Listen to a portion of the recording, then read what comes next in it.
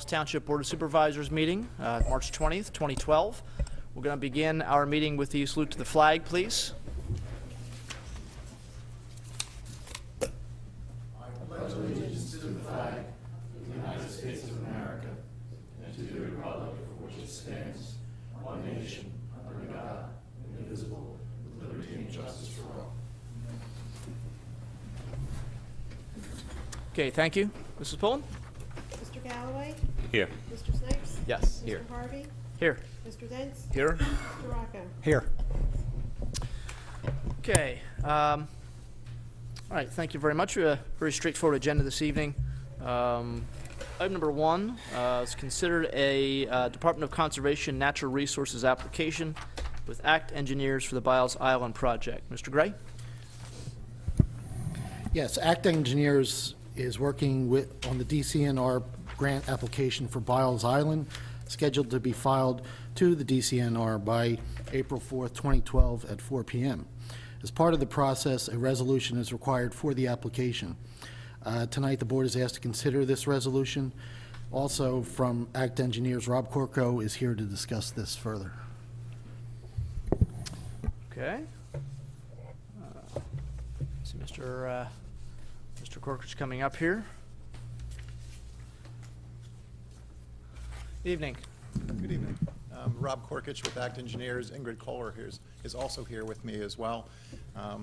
We had thought we might give you a brief introduction to the grant application and what this is about, and then address questions to the level of detail that you think is appropriate. We did bring some of the exhibits you've all seen before along. If we need to, we will talk from them, but perhaps we'll just wait till those are answers. Is that microphone on? Is that microphone on, Mr. Corkich? Hello? I believe so. I think it's on. Is it? Yeah. Yeah, it is. Okay. All right. I'll try to Talk louder. As has been introduced, DCNR is a funding agency, obviously from the state, that welcomes the kinds of projects that that Biles Island is, and they have been attracted to want to participate in what Biles Island Master Plan has identified.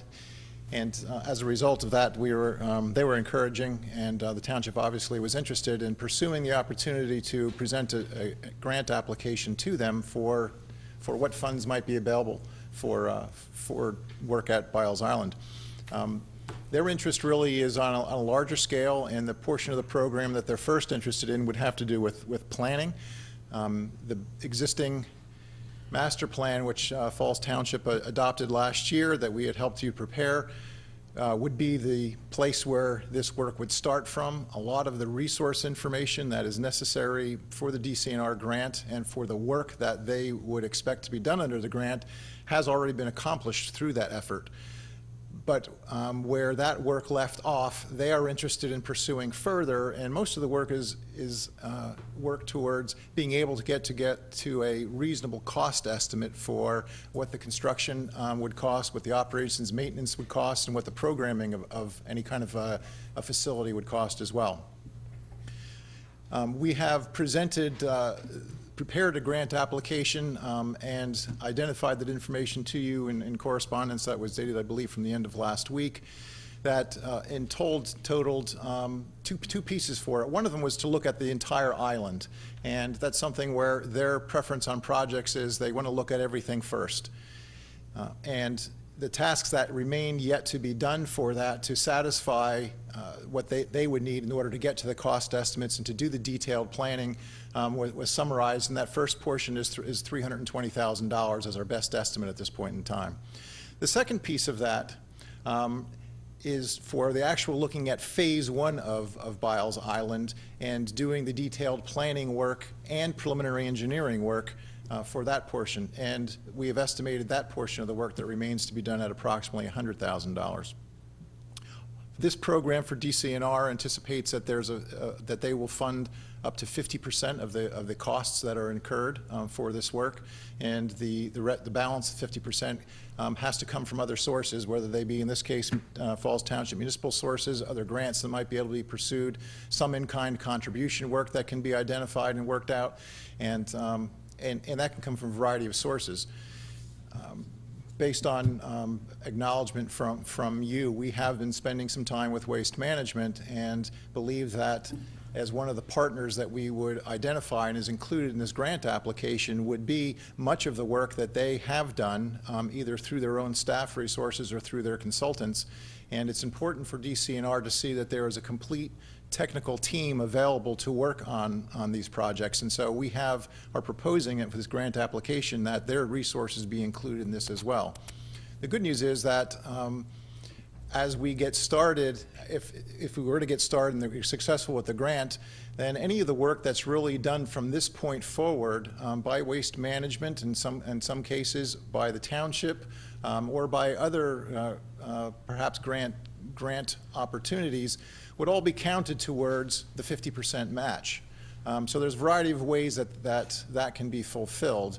But part of this application is identifying the technical partners that are necessary for this. Would include work done by Waste Management. They've done a measurable amount of work already on the site for their environmental requirements that they have for their permits and their operations, and also specifically that they've been working on the site for a long time, and they have a lot of basic information about the geology, the hydrology, and other aspects that DCNR is looking for, and quite frankly is needed really to consider future development of the site. Okay. All right, so we would be applying then for a grant for, as you said, the master site development plan, as well as the phase 1 scope of work, putting in for both of those. Right, I make a clarification here because DCNR's nomenclature is a little different than what I'm familiar with in public work. They're calling, they want not only the master planning work be done, but then detailed planning work, which the master planning work is essentially done at this point in time.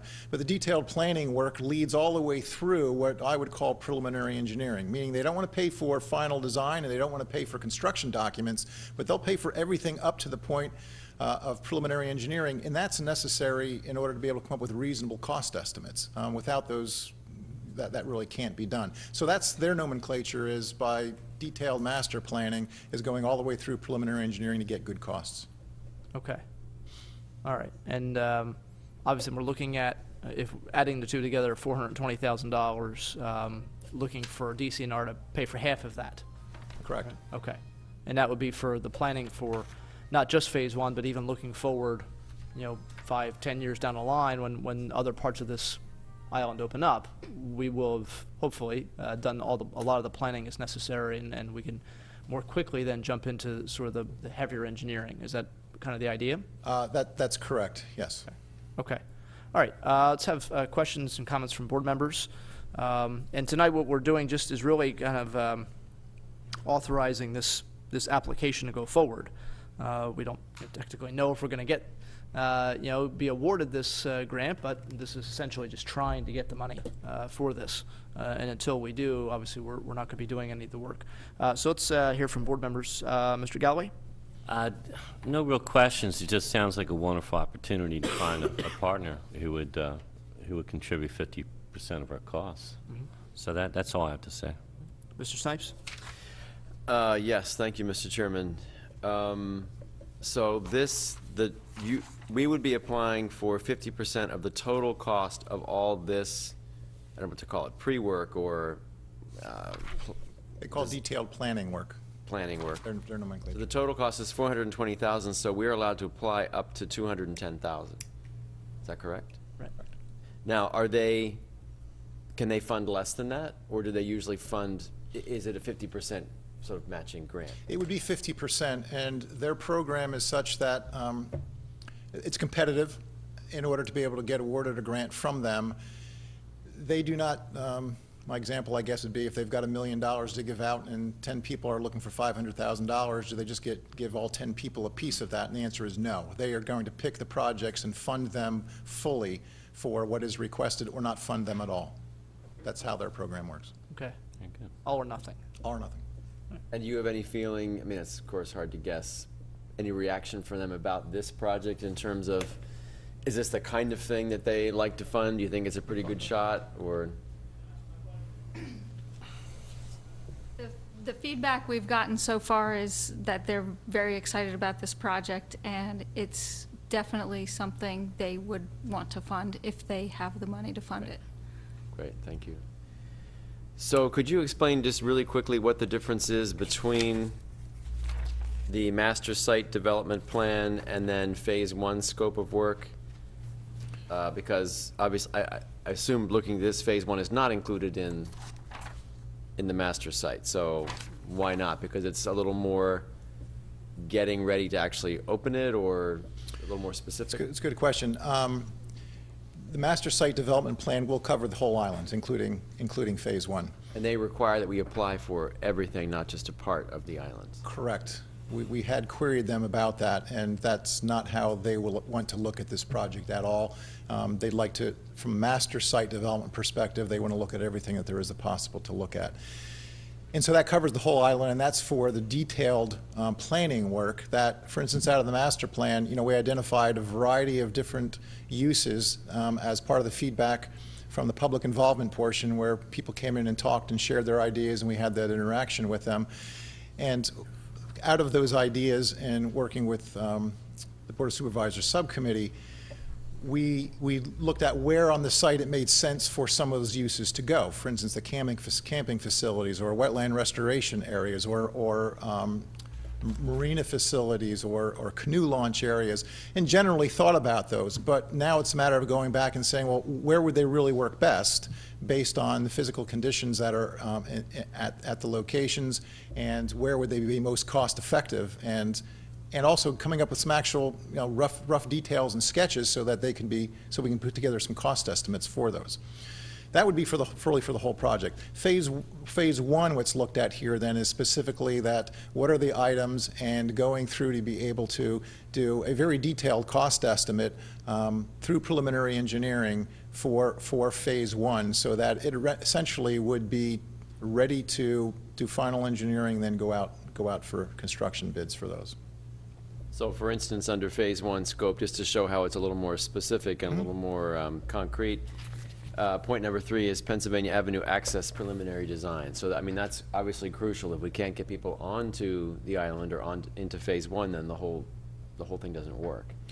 So. Correct, and that's a good example, because it can reasonably be expected that in order to make access for phase 1, there's a limited amount of traffic, there's a limited amount of parking, a limited amount of usage, and very limited amount of programming for that portion of it as well. And it's really the people coming for that phase would likely be for passive use. There's no active use in that. Very different circumstance than when perhaps some of the other features that are identified in the master plan might bring quite a bit more use and traffic, in which case then that could be a whole different approach to how we're going to get people from Pennsylvania Avenue into the site. And so that's the distinction between those two. One last question.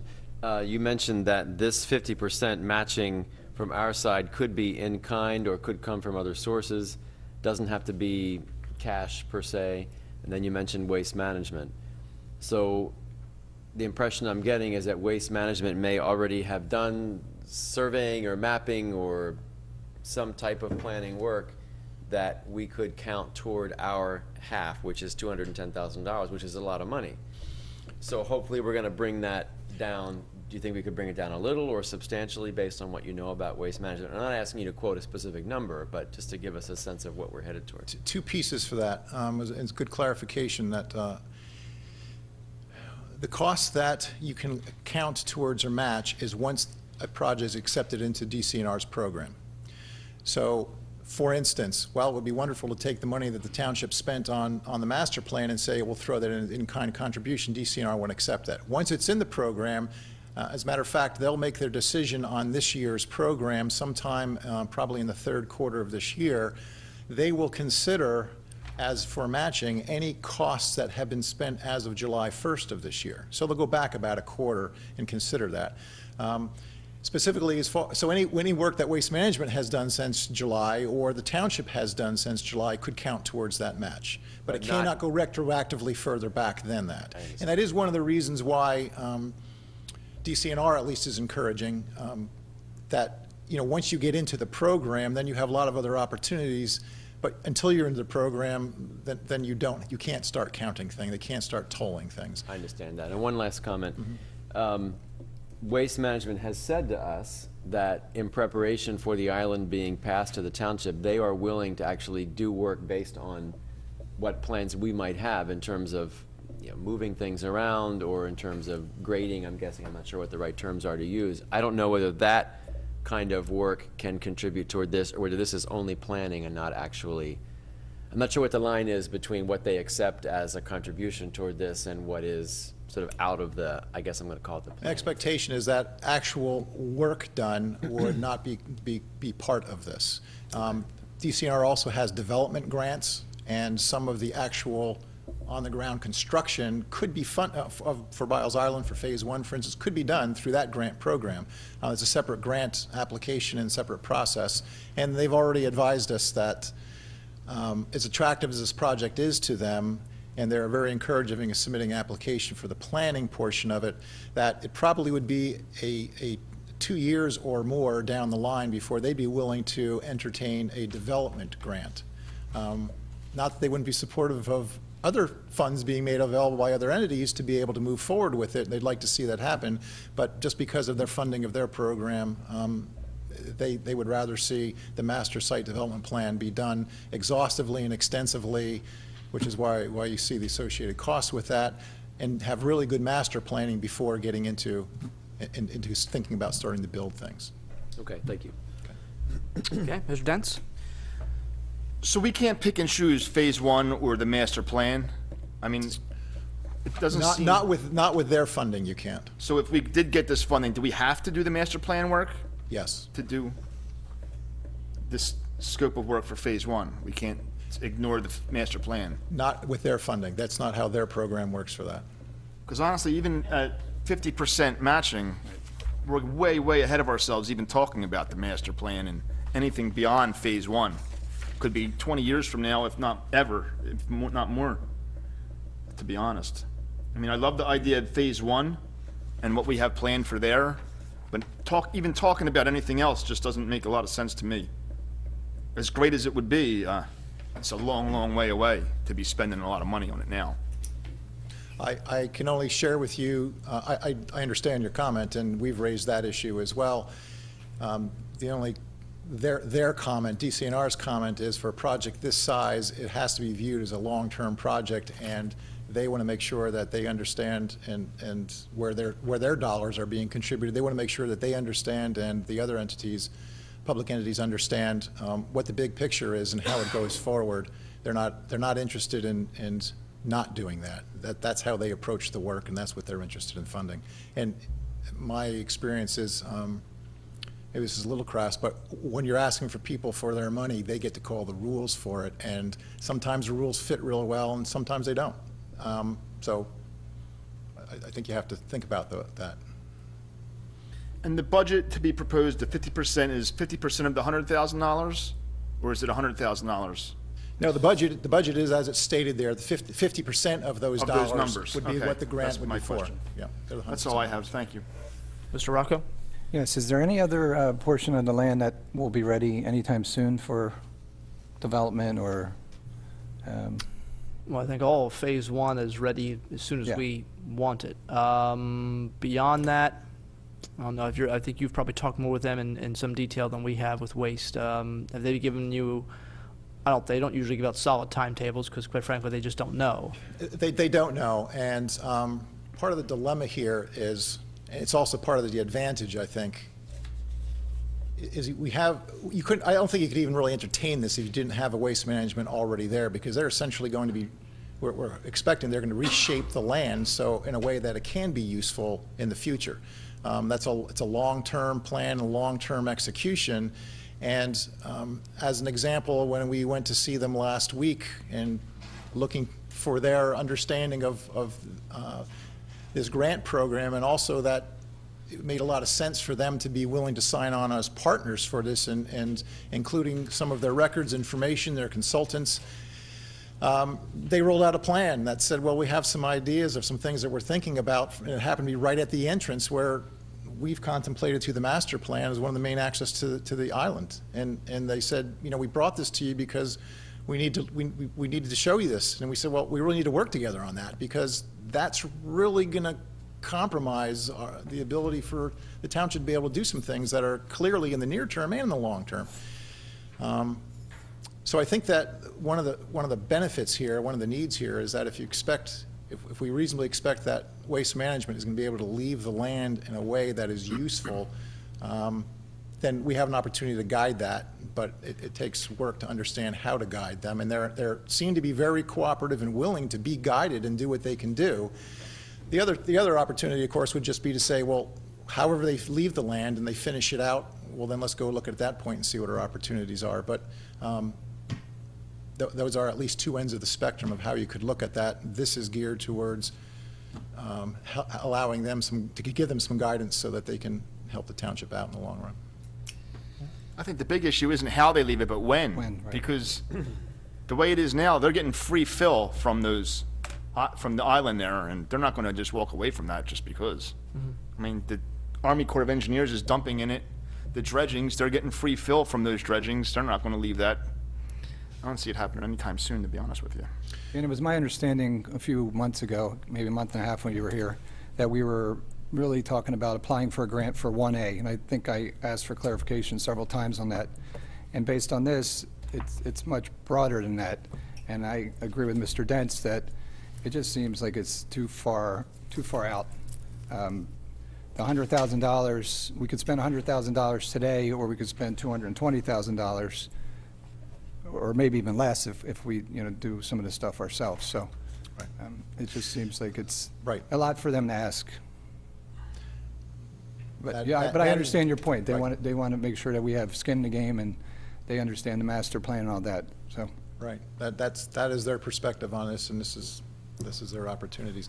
The other thing I didn't mention was that there was, as part of the application process, it was recommended that we identify folks who would be partners in this, and also those who potentially would be supporters of this as well, whether that mean either just an interest and resources of information, or also potentially for dollars themselves. And so we have collected a series of endorsement letters for this grant application that would be going along for them. And Peter, I think you have now seen those all at this point in time. Yeah, we have received a few. They've been trickling in. We hope to receive a few more in the next few days as well.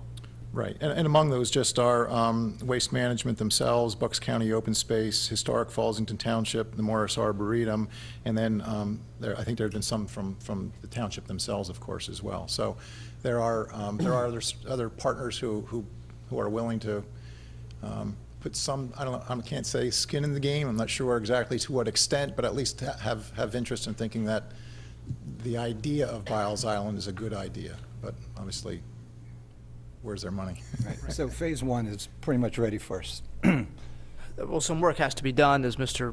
Korkich said, and that's kind of what this is looking at. Some of the things I think in here too. First off, what's the timetable? You're saying the third quarter they make their announcements. Right.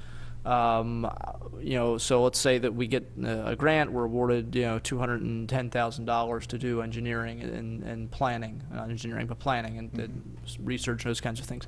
How long do we have to spend that money? Is there a time limit? 3 years? 3 years. Yeah, it's 3 years. All right. So 3 years from, let's say, October of 2012, something like that. Say it's beginning. Or does it go just to, is it fiscal, or does it go by the fiscal calendar, or is it start? I would assume it's this for planning, for discussion purposes. It starts at the beginning of 2013 then. Okay. All right. All right. So that's, one thing to think about is that, not having to spend the money in 1 year. We have 3 years to sort of do the work we need to do. And I think some of this, because I hear your concerns, and I agree that, obviously DCNR is forcing our hand a little bit, trying to make us, kind of really do the heavy investment. But some of this is work that we have to do anyway, just so because obviously people don't have this in front of them. Things, maintenance, operating costs, revenue, plan narrative, base map, site development drawings, feasibility studies, feasibility and hydrologic studies for opening to the river, those kinds of things that would, if we do them next year or in 2014 or 2015, they're obviously still going to be good. We're still going to have that information, that it's not going to change, even if it's another 10 years before we actually do get to a point where we're even thinking about opening up to the river. you know, and that part of it is done. The planning part is done anyway, and we're getting somebody to pay for half of it. It's my thoughts on it. It's a little bit more expensive than what we're looking to spend. We're trying to look just at phase one. That was kind of our plan, but I mean, this is an opportunity, and so kind of you know, that's the thoughts we have. And I think you said it pretty well. When you're asking people for money, they have to kind of follow their guidelines a little bit. And I just want to be clear about the list that you're reading down just now, Mr. Harvey, is those are their requirements that has to be fulfilled. As I said, a lot of the master plan work that's already done, work we hope that Waste Management has available and would provide to the project is already, a lot of that work has already been done. There's obviously still a lot of work to be done, Right. but we would be taking advantage of it. So we've listed out all the items that DCNR requires. We'd have everywhere from a few hours to many, many, many hours of work to fulfill some of those tasks. Okay. Okay. Last question I have. Let's just say, I'm sorry. Let's just say, you know, the phase one work. You have the, you know, a budget roughly of $100,000 for that kind of work. Let's say we're awarded the grant. Are these categories sort of, is this money that can be shifted between categories? Or let's say if it's more than $100,000 for the phase one, can we use some of the money that was budgeted for the master site development plan for that, or are we stuck? You know, if it's anything over 100,000, we're on the hook for anything. If a grant is awarded, or when a grant is awarded, there's still the requirement to sit down with DCR and actually work out detailed budgets for these. We have to further define these budgets in order to make the grant application. That's work that we're finalizing right now. But ultimately, it has to sit down, and it's really it's a work session kind of a circumstance where the actual scope, the dollars that should be allocated to that is all done before the grant actually comes through. But once the grant is awarded, that process doesn't start until that point in time. So I believe, my answer is I believe that can be shifted around. Okay. Yeah. Okay. All right. Any other comments or questions from board members? Public comment? See a few hands. Motion to open public comment? So moved. Second. All in favor? Aye. Opposed? Mr. Dell?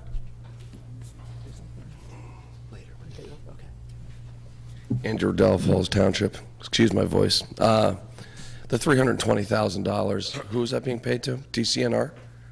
It's not being paid to anybody. It's basically, it's Mr. Korkich's, ACT's Engineering's estimate as to the engineering costs, design costs for, you know, a larger master plan. The master So plan. that would be, you know, if, in other words, DCNR would pay for half of that and we would pay for half of that. So we have to spend $420,000 to receive a $210,000 grant? Is that the gist of it? It's a 50% grant. Yeah. Yes, so But if we didn't use DCNR at all and didn't do any of this stuff and we just continued on to phase one, which I'm totally against anyway, but if we didn't need the DCNR, you wouldn't have to do any of this stuff. Well, we'd have to do it at some I point. mean, you have to do what you have to do, but you don't need the master plan. You don't need to go through, do you have to go through DCNR for anything other than the No, money? But, I mean, a lot of the work that's being talked about here is work that has to be done at some point, is whether or not, the timetable, I guess the issue Mr. Rocco will bring up is, do we have to Yeah, I do mean, this you now, don't have to or can we do spend it- $320,000 on a master plan this year, correct? No, You don't have to do that. right, correct. To do phase one, the ACT wants $100,000 in engineering costs for phase one. Something like, yeah. Something in that basically, ballpark. right. But basically, in order to get this, what I'm saying is to get this $210,000 grant, if we get it, theoretically, we're spending $420,000. And well, yeah, I mean, I don't know if Spending it's, 420, no. yeah, not, Your $320 for the master plan, which We're you have to have for the They're DCNR. spending half of it, we would spend half. we're spending half, they're spending half, and it's Yeah. over a course of 3 years, Who's spending half? both of us. Well, half from DCNR, half from us, or is it a reimbursement, Mr. Korkich? Are we spending and then getting reimbursed, or is it, I actually don't know the answer to that okay. question, but they're funding. They're funding half of it, basically. Right, we would only spend 210 to get 420. So it's a 50% grant. Okay. We're outlining the work we need to do, and we're asking them to pay for half of it. So that's the plan, and it's over, you know, like I said, the work, and as I said, the work that has to be done is work that has to be done for the project. I understand you're against it. I'm Yeah. just explaining the fact that it's not like they're not necessarily, it's not like the senior center where, the county is making us do a lot of work that, quite frankly, we really don't need to do. Yeah. This is different. This is stuff that really needs to be done. These studies have to be done. It's just, are we going to pay for it all ourselves, or do we take the opportunity to have somebody pay for half of it? But it changes the timetable. Yeah. If we do it with them, then we have to do it probably sooner than we would like to for some of this. Where if we did it on our own, we wouldn't have to do it for another several years. My understanding was Phase 1 was just a bunch of trails. Was that? Phase 1, I don't know if it's, if there's a diagram there. Phase 1's largely naturalized already. Waste has sort of had it as a wildlife preserve, I guess you'd call it, or a naturalized area. The bigger issue, as Mr. Korkich talked about, is access on and creating some kind of area for people to park, basically. That would be that's the lion's share of the cost. Well, gaining access to the actual park itself? Getting access, right, onto Biles Island itself. Because obviously, Waste has access, but do we want people who are visiting the island to walk You their dogs can't and access the fish? same way they're accessing it. Right, that's the question.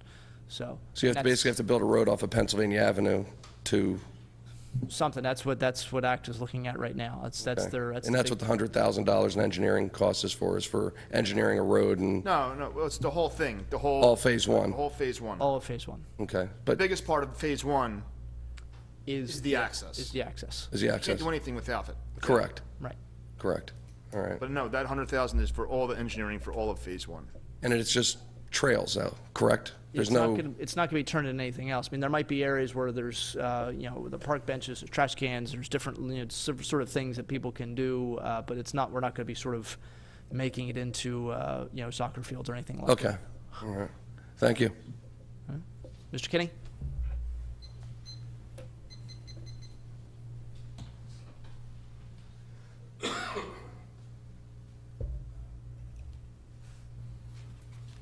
Roland Kenny Falls Township. I'm going to give you some feedback that I hear out there in Falls Township. Seems like I'm always defending the six of you. I consider you five and Mr. Gray very brilliant young men. And when we're taking our people's money and spending it on stuff, every time you turn around, we have another project for sports, for parks and everything. Don't we have enough recreation in this township? Is that all we're going to do in this township, is have recreation? And another thing, what do you think Waste Management or U.S. Steel is giving us that land for a buck? What happens down the line? EPA or one of them guys come in and say, hey, old soil's bad, you have to change it. We'll probably have to change it or do something with it. We're throwing a lot of money out there, and for trails, we got plenty of trails in this. I can go to that park and get tired all day long walking around them trails, and they're long. But that's the feedback I have out there, that, they don't need it. I was hoping that a casino could go down there, but I think it was Mr. Dent's, or maybe somebody else, but told me it couldn't go because it's not within, it's 10 miles. Maybe it was Too close to Jim. Ben Salem, yeah. Yeah. But, we got to think of more than just recreation. That's all we have in this township, recreation after recreation. Thank you. Okay, thank you. Mr. Mariani? And just for the record, while Mr. Mariani is coming up here, Waste Management uses the island for daily cover, basically. If the soil were polluted, they would not be able to do the mining operation that they've been doing. So in terms of this, and there really isn't anything there. They're not putting anything in. The Army Corps puts dredging spoils in there, but that also has to be tested before it can be deposited. So in terms of environmental cleanup, there really is none. Before it was a mining operation, it was an alfalfa farm, I think, or something like that. So I mean, it's, unless you don't like alfalfa, I don't know how much pollution there is from that. But all right, Mr. Mariani? Okay, I heard the word trails a few times. As a matter of fact, I think I heard Mr. Snipes say maybe we could allow some people to begin using those trails. Before I get to my comment, do those trails have to be ADA compliant? And if they have to, that'll give you an insight as to what you're going to come into when you begin to go down there, because if they have to be ADA compliant, you're going to spend an awful lot of money right off the get-go. Thank you. Now, the Byler's Island project, as I understand it, is to develop recreational, environmental, and commercial programming.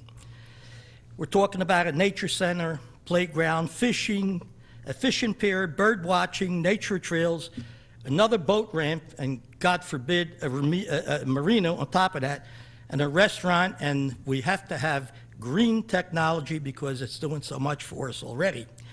The funding source that I keep hearing about, and that was at the, I was in attendance when they presented their program, was federal, state, county, township, and private.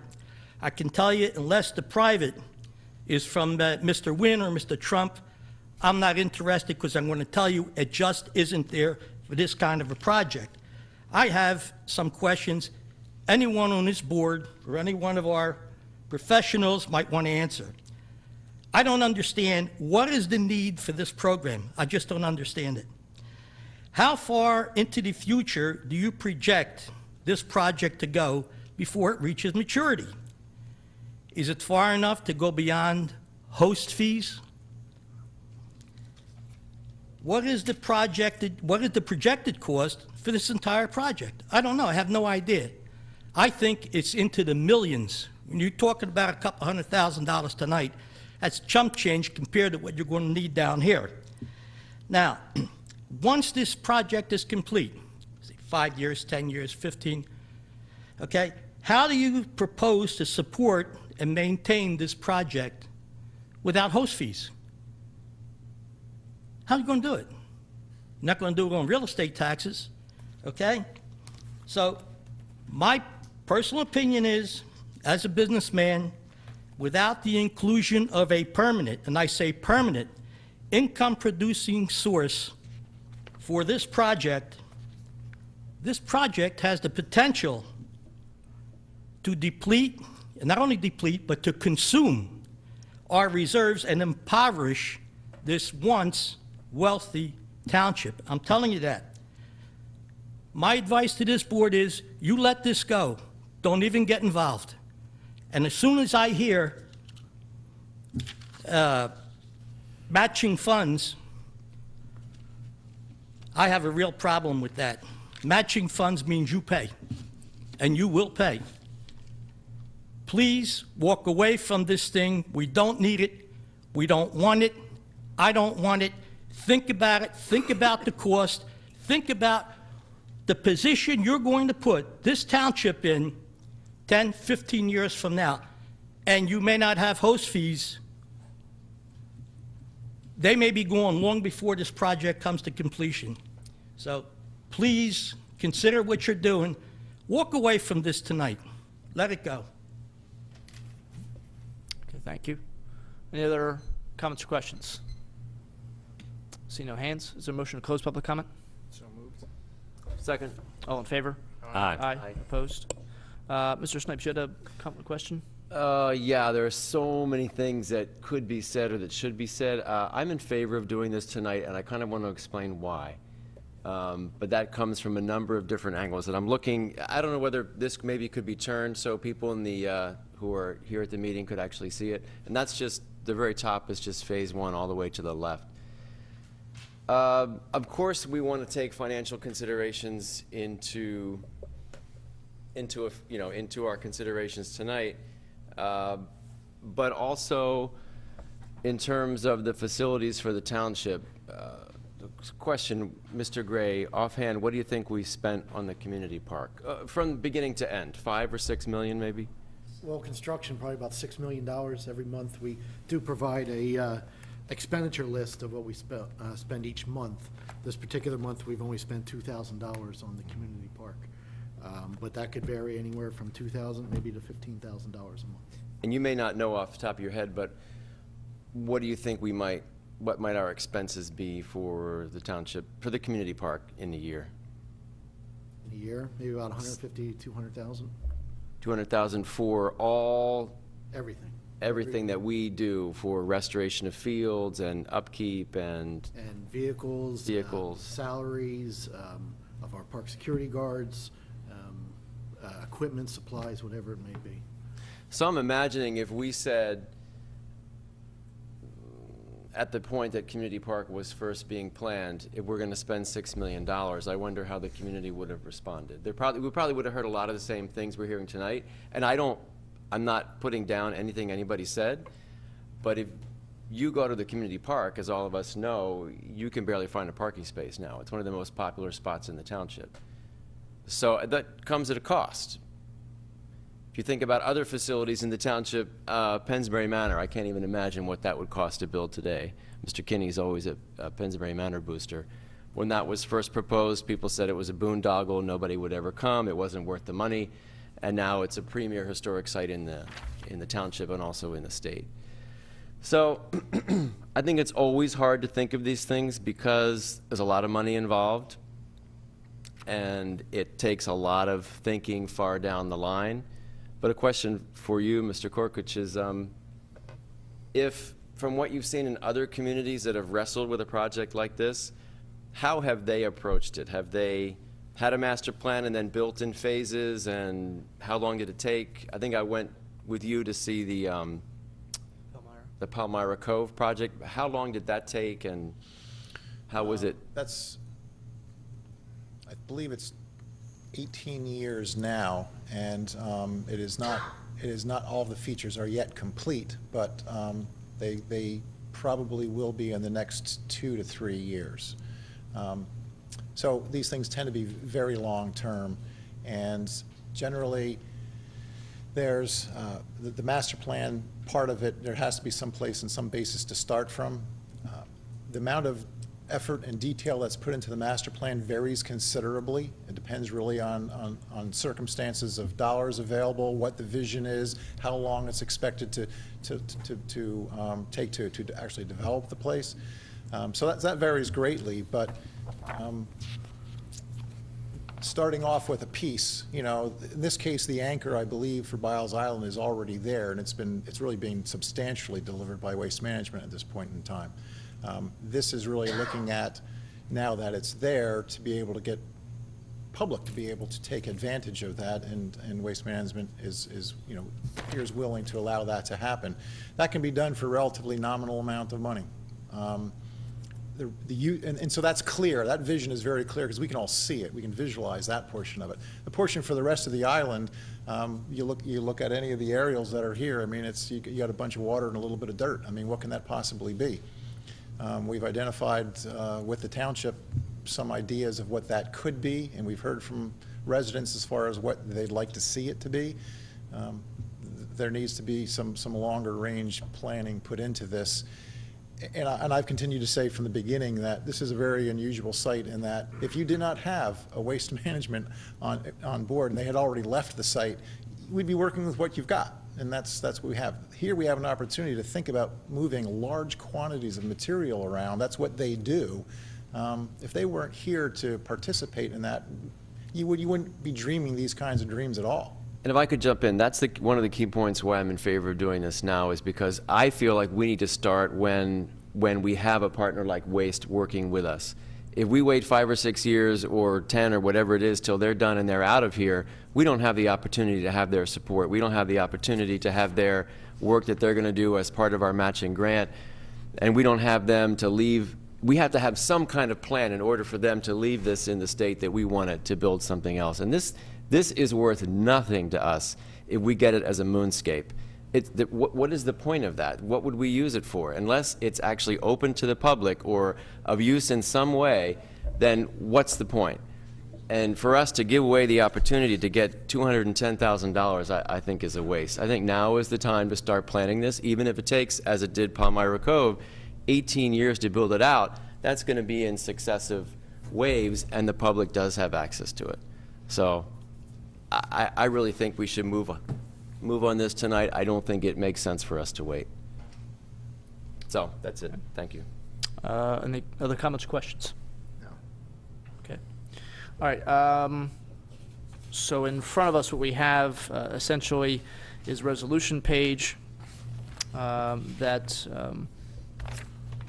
basically grants the, or you know, I guess, empowers ACT to actually put, go forward and put in this request for this application, rather, for this grant.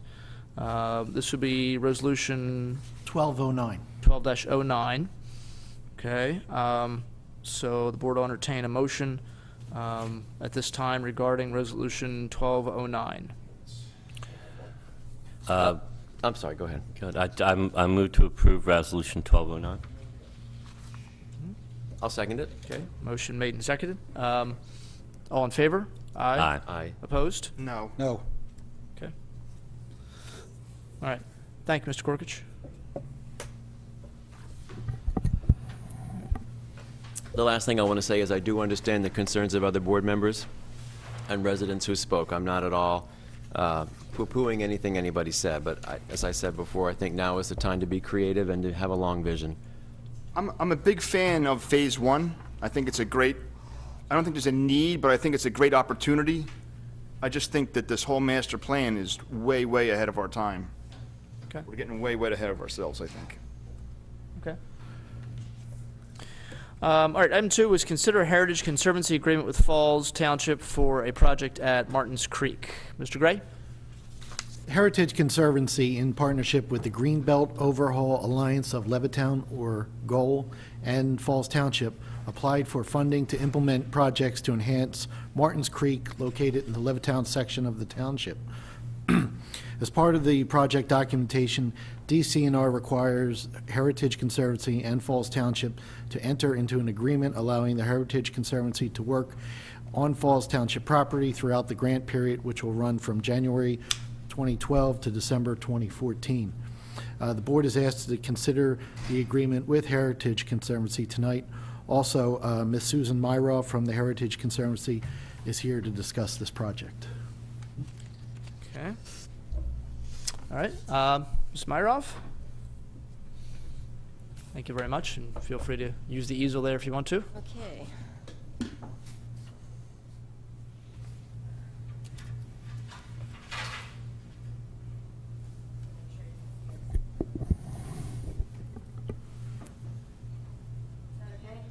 That's fine, yeah, thank you. You see that, Jeff? Okay, thank you. My name is Susan Myroff. I'm sorry, I have to use the microphone. You can take it out if you want to, and if that's fine. Okay. Good evening. I'm Susan Myroff, Senior Planner with Heritage Conservancy. For those of you, if you're not familiar with the Conservancy, we're a nonprofit regional land trust, and we work in many communities here in Bucks County, as well as in the region generally. As Mr. Gray had mentioned, last year around this time we came to the township, and I came with members of the Greenbelt Overhaul Alliance of Levittown, or GOAL, to ask if we could do a project here in the township to help improve and enhance the greenway on a portion of Martins Creek, which is a watershed here in the township. This area just gives you a quick overview of the watershed area. And the watershed is simply an area that drains to one point. Martins Creek actually starts up, its headwaters is way up in Lower Makefield, comes through Falls and Bristol, and then actually ends up coming through Tullytown before it enters into the Delaware River. The portion that we're going to be working in is a small tributary stream to Martins Creek, and it starts around Eventide Lane and then goes to Mill Creek Parkway. It's about 6/10 of a mile. And it is, this greenway area, like many here in the township, is owned by the township. So there's a green space with some riparian area, trees. This particular creek, and why we chose this area, GOAL had already done a program here last year to try to get some of the trash and debris that was unfortunately present along this creek. Right now it kind of functions a lot like a stormwater drainage area. But it is part of the stream. The stream comes and meets the main stem of the Martins Creek right below your park, right below the community park. And like most water resources, we want to make sure these these creeks are clean. And so what we would like to do is work with Goal to do about 6 different programs, cleanups. We're going to remove some invasive vegetation, and we're going to plant some native trees in this area. And along with that, we're hoping to reach out to the residents in the area and provide some information about why these streams are important, these streams that really are right in their backyards. So that's sort of our project. So we did apply for a grant from DCNR, the same funder you just heard from, and they did approve the grant for us. There is no match or requirement from the township for this project. Our match is going to be coming from all the volunteer labor that we will be using to work on this tributary stream. Also, the Conservancy has several private funders that we're looking at right now for helping us with our 50% match for DCNR grants. So what you have before you tonight is something that the DCNR does require. They like us to enter into an agreement with you that permits us to work on your property. So the agreement, which we did based on a template that was provided by DCNR, then we worked out some additional language with your solicitor, and we accepted all the language that was recommended, and that's basically what you have to approve tonight is that agreement that allows us to work on the property. Okay. All right, comments or questions from board members? Mr. Galloway? So this is an agreement with DCNR between yourselves and them, and It's an agreement between Heritage and the Township. Heritage and Township, Right. so that you can proceed with spending the DCNR's money. Actually, it's so we can work on the property. But yeah, it is part of the project, but that's true. We have a contract, we'll have a separate contract with DCNR, and that will be with the Conservancy. But this is an agreement just between the Conservancy and the Township. Well, good luck to you. Thank you. Mr. Snipes? It's a great project. Goal is a great organization. I'm glad you're working with them, and I hope we'll approve this tonight. Thank you. Okay. Mr. Dents? No questions or comments. Mr. Rocco? No, it sounds like a great project. Thank you. Yeah, thank you very much. And I know that we've had some issues before regarding some of the drainage basins and creeks, and you talked about reaching out to the people that live in the area, because sadly that's one of the things that causes a lot of the some of the flooding issues maybe, but also just stagnant water and those kinds of things, is the people using these drainage areas and the creek for throwing out lawn clippings and waste from their yards and fence posts and things like that I've seen get thrown in there, and it obviously doesn't help. Environmentally it's bad, but also it's bad in terms of the water doesn't flow through there like it's supposed to, and that causes issues in people's houses and yards, mosquitoes, everything else. So Yeah, that's very true. So I'm glad These streams are unfortunately impaired because of a lot of the excess stormwater. So we're trying to take little steps to try to make them a little bit better spaces and have people be more aware of it as a really great community resource. Right. I see also certificate of liability, so that we're covered, and obviously while you're working on property that is ours, we obviously wish everybody a lot of success, but just in case someone gets injured, there's liability insurance to shield us from any potential litigation. Is that correct? Well, I'm not an attorney, but I believe that's the reason we do that. We also usually have waivers that we have our volunteers sign as well. Okay. All right, that's all the questions I have, and I appreciate the work you're doing, so thank you very much, and goal as well. Comments or questions from the public? See no hands. Okay, is there a motion then to approve the agreement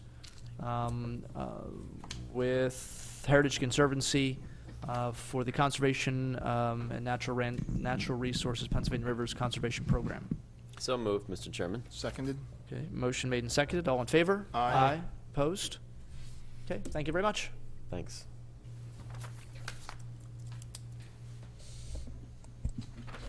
Okay, next item on our agenda is consider appointing a labor council for police contract negotiations. The contract with the Police Association of Falls Township, PAFT, is up at the end of this year, December 31st. And board members were provided with information, background information, as well as answers to some questions by 3 different law firms. And the question we have at this point is if any of these three firms is appealing to the township, and if so, which one? Ballard Spar, Hill Wallach, and Thorpe Reed Armstrong were the three firms that put in information. We do have a labor council here in the township that handles most labor matters, but police negotiations are often a little bit more difficult, a little bit trickier. Police contracts and police employment are covered under some different areas of Pennsylvania law, and our labor council, who handles a lot of the other labor issues and is working with us on the or worked with us on the public works contract and is also working on AFSCME contract, did not feel comfortable doing the police negotiations, and so that's why we're looking for a separate attorney. And we've done this before as well with the past agreements that we've done. It's hiring someone who sort of specializes in police negotiations and contracts. Board members were, as I said, given some background information. There were some questions that were generated by our solicitor, Mr. Clark, and all three firms that put in letters of interest were asked to respond to those questions, and those responses were also forwarded to township supervisors, and we've had a chance to look at all that information, as well as a fee schedule that they provided. So at this point, I guess just comments or questions from board members regarding their thoughts on hiring a labor attorney for the police negotiations. Mr. Galloway? Not at this time. Mr. Snipes? No, Mr. Chairman. Mr. Dents? Are you asking us which one we prefer? Well, just or any just in thoughts or, general? or preferences? Sure. Anything, observations you made? Personally, they're all answered to questions and are all qualified. They've all done this before. The one local guy that stuck out for me is Dave Truelove from Hill Wallach. That's just my personal opinion. He's a local guy. He knows Falls Township. Okay. I Mr. Rocco? have no questions. Okay. All right. Yeah, Hill Wallach, as you said, Dave Truelove is local. In fact, his children went through Pennsbury School District. I can say about Trulove, I was on the other side of a negotiating table with Trulove for a number of months, and I found him to be very professional and very knowledgeable in contract law. Okay. All right. Mr. Chairman, I do have a question Yeah. for Mr. Clark. Are there particular things that you think the board ought to be taking into account as we look at choosing? I mean, there may be, this is kind of a little bit out of my ballpark, but if there are things that the board ought to be particularly aware of, I'd be happy to hear them. I think, as Mr. Dent said, all three individuals who submitted, all three firms that submitted proposals are all qualified. They've all done this work before. Ballard Spar has done the last two contracts for the township. Thorpe Reed has done certain police contracts. I'm not sure in Bucks County recently, but has done some in Montgomery County and in some other areas. They're doing one in Plymouth Township in Montgomery County right now. And Hill Wallach with Mr. Truelove has done numerous police contracts in Bucks County and several in lower Bucks County. I think one of the things we tried to do when we drafted the questions for the attorneys to answer was to help give you a little bit of insight in how they will be approaching this. And I think the way they approached the question regarding, particularly regarding arbitration and particularly regarding some of the problems or pitfalls that may occur, I think gives the board some guidance. Again, I think they're all qualified. I think much will come from what the board tells them that they want out of these negotiations.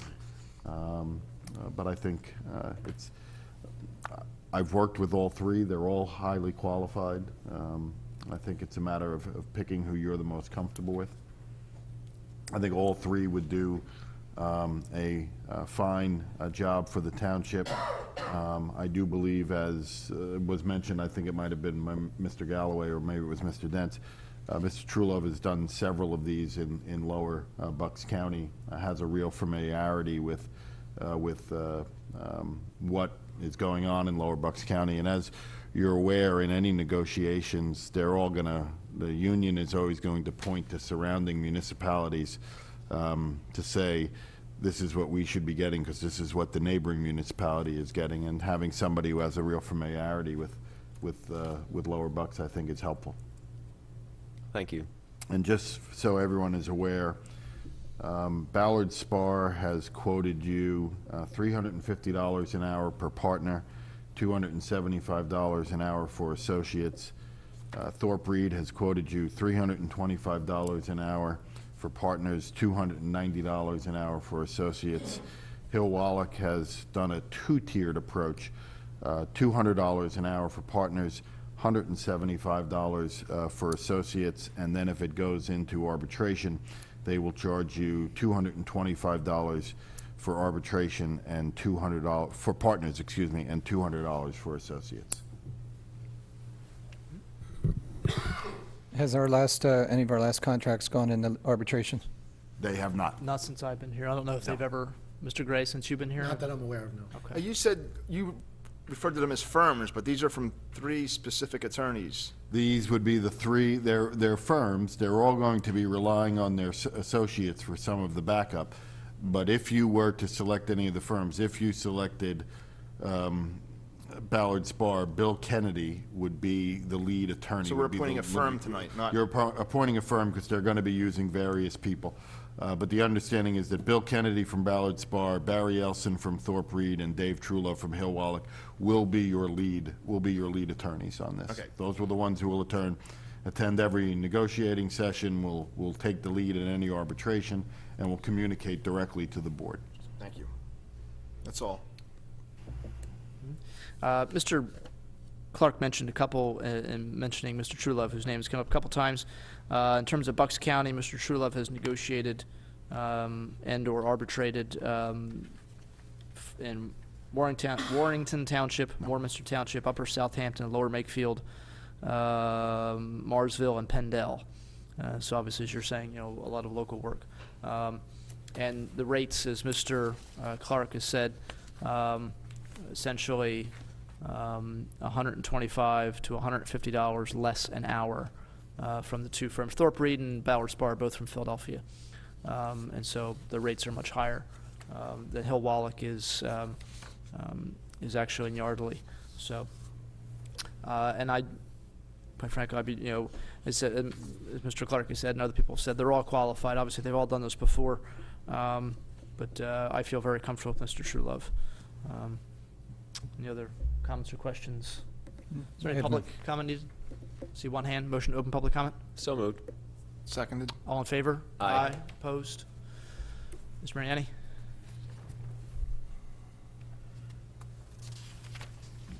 Without getting into the contents of any potential agreement, I have 2 suggestions for this board. The first is, excuse me, require all the participants in this bargaining process, including arbitrators if there is, to obtain actuarial statements of future costs of retiree benefits that demonstrate the annual contributions required from the first year to avoid a deficit in the fund as it goes on. I think I would ask whomever you appoint, that's one of the things I would want to have. The other suggestion, I would say be sure that the total economic cost of this contract, whatever's negotiated, cannot exceed the total percentage of increase of the general fund revenue. That's an important one. Or, if you want, the consumer price index, whichever is less. And you're going to begin to do that, obviously, with the back of your mind that host fees someday aren't going to be here, and this is what we're committing ourselves to. And the last thing I would say to you is to begin to think about expanding your tax base. Thank you. Okay, thank you. Any other comment, public comment? See no hand. Okay, is there a motion to close public comment? So moved. Second. All in favor? Aye. Opposed? Yeah, we do have, Mr. Gray is always an integral part of these negotiations. And in terms of actuarial tables and looking long-term, is that something that's done with all our contracts? Is it something we take a look at in terms of prorating costs out or projecting costs out? We do have actuarial tables for the police officers, for the retirement numbers as well. We are required as a municipality to provide actuarial studies, Act 205 report, based on all of our salaries and future benefits that we're going to pay out. So we do have those numbers ready to go. Okay, thank you. It's a good suggestion, but something we do already, so thank you. All right, is there a motion at this time then to appoint a labor counselor for police contract negotiations? Mr. Chairman, Go ahead. I move to approve Hill Wallach as our attorneys for the police contract negotiations. I'll second the motion. Okay, Mr. Clark, do we have to state the Yeah, I fees? believe that we should indicate that at a rate of $200 an hour per partners, $175 for associates, and if it proceeds to arbitration, $225 an hour for partners and $200 an hour for associates. Okay, so Mr. Galloway, will you'll be agreeable to amend your motion to state that? Yes, I amend it so. Okay, and Mr. Dent, you'll be okay seconding? I'll second Okay. with- All right, motion is made and seconded. Mrs. Pohl? Mr. Galloway? Aye. Mr. Snipes? Yes. Mr. Harvey? Yes. Mr. Dents? Yes. Mr. Rocco? Yes. Okay. All right, item number 4 is consider adopting an ordinance amendment to Chapter 133, Garbage, Rubbish, and Refuse, Section 6, Designated Truck Routes. Mr. Gray. At the February 21st, 2012 meeting, the board approved authorization to advertise to amend Chapter 133, Section 6 regarding the truck routes. The routes will expand to include travel on Tyburn Road, a portion of New Bold Road, and Canal Road. This has been advertised, and tonight the board is asked to consider adopting this amendment. Okay. And this would be ordinance 1201. 1. At our last meeting, we approved an agreement with a new company in Falls Township that was going to be operating, essentially taking garbage and processing that garbage and making it into a fuel source that they would then sell. The locations of their business, where they're going to be building or where they're going to be operating out of, currently our ordinances, which are pretty strict on where rubbish and garbage trucks can go. I mean, the larger garbage trucks, not the residential ones that do the pickup, but the larger garbage trucks that would go to the dumps, let's say, to landfills. The current location where they are going to be operating, trash trucks are not allowed to go to. And so obviously, if we're approving them being in a certain spot, we have to allow them to actually do business by allowing the trucks to get to their location. The purpose of the ordinance, of course, from years ago when it was first created, was to protect residential properties and residential neighborhoods from having heavy, garbage truck flow through their areas. And so that's why you see in a lot of places, no waste haulers permitted, those kinds of signs. The areas we're opening up for these trucks to go are in heavy industrial areas, basically from Tyburn Road as you go toward U.S. Steel, and also on Canal Road, an area where it's just basically an industrial park. And so we're very conscious of trying to, while we're opening up a few, I'm not even sure how many more miles of road it is, it's not that many. While we're opening up a few more miles of road, it's still being kept away from areas where people live. So that's what we're doing here, just adding a couple streets into this area where trucks are permitted to travel. Comments or questions from board members? Mr. Galloway? No questions. Mr. Snipes? No. Mr. Dents? No. Mr. Rocco? No. Comments or questions from the public? See no hands. So, okay, is there a motion to adopt ordinance 12-01? So moved. Second the motion. Slow again. Motion made and seconded. All in favor? Aye. Opposed? Okay, thank you. Item 5, consider lease of 3 copy machines for the Township building. Mr. Gray? Yes, Matt Markey has provided a memo concerning upgrades to copiers for the Finance, Code Enforcement, and Park and Recreation Department. We currently have 2 RICO units in the Code and Finance departments and have the possibility to add another unit in Park and Rec from the Kia Sierra Document Solutions Company. The board is asked to consider this item tonight. In addition, Matt Markey is here to discuss this. Okay, Mr. Markey? Hello. Coming out from behind the curtain? Once again, Pay no attention to the man behind the curtain. Yeah. So just give us an idea of, we've had some problems with the current units we have, and we're looking to sort of upgrade, and what are the good things about Kyocera over what we have now, I guess? The Kyocera products are their commercial models. They offer the same features we currently have. What I'm really hoping for is a better level of support and minor issues that have become annoyances over and over again. One of them is scanner camera on the current models. It's unaligned at least once a month. Trying to get service to come out for that simple fix is a hassle because the machine's not down, so they don't put us at the top of the list. But then all our scans come out crooked. And we're doing more and more scanning to try to get more and more paperless. That's an issue. Simple things like that. Service with them has been an issue. I don't know if it's Icon or the Ricoh product itself, but 2 years with them, I've pretty much had it with them. So right now, I've looked at a couple different models, and the Kyocera is what I'd like to recommend. Also, when we got the Ricohs, we had always purchased machines before. We just kept replacing them. We have old ones. That's what Parks has now. They have a model from the mid-90s that they're using. And we kind of have bled all the, old purchased machines to the Parks department, but we've pretty much exhausted those. So the current one they have now doesn't PDF, copy, scan, direct, anything like that. And it's not color either. So what we have here from Kyocera, what they came to the table with was an offer to buy us out of the end of our lease, our 3-year lease with Icon, and to give us 3 copiers for, I think the cost was an additional $62.71 a month. We'll have 3 machines, all networked together, all with the capabilities for reduced paper. We'll be using less black and white per month than our current contract, but that's also because before we didn't keep track of what we were using.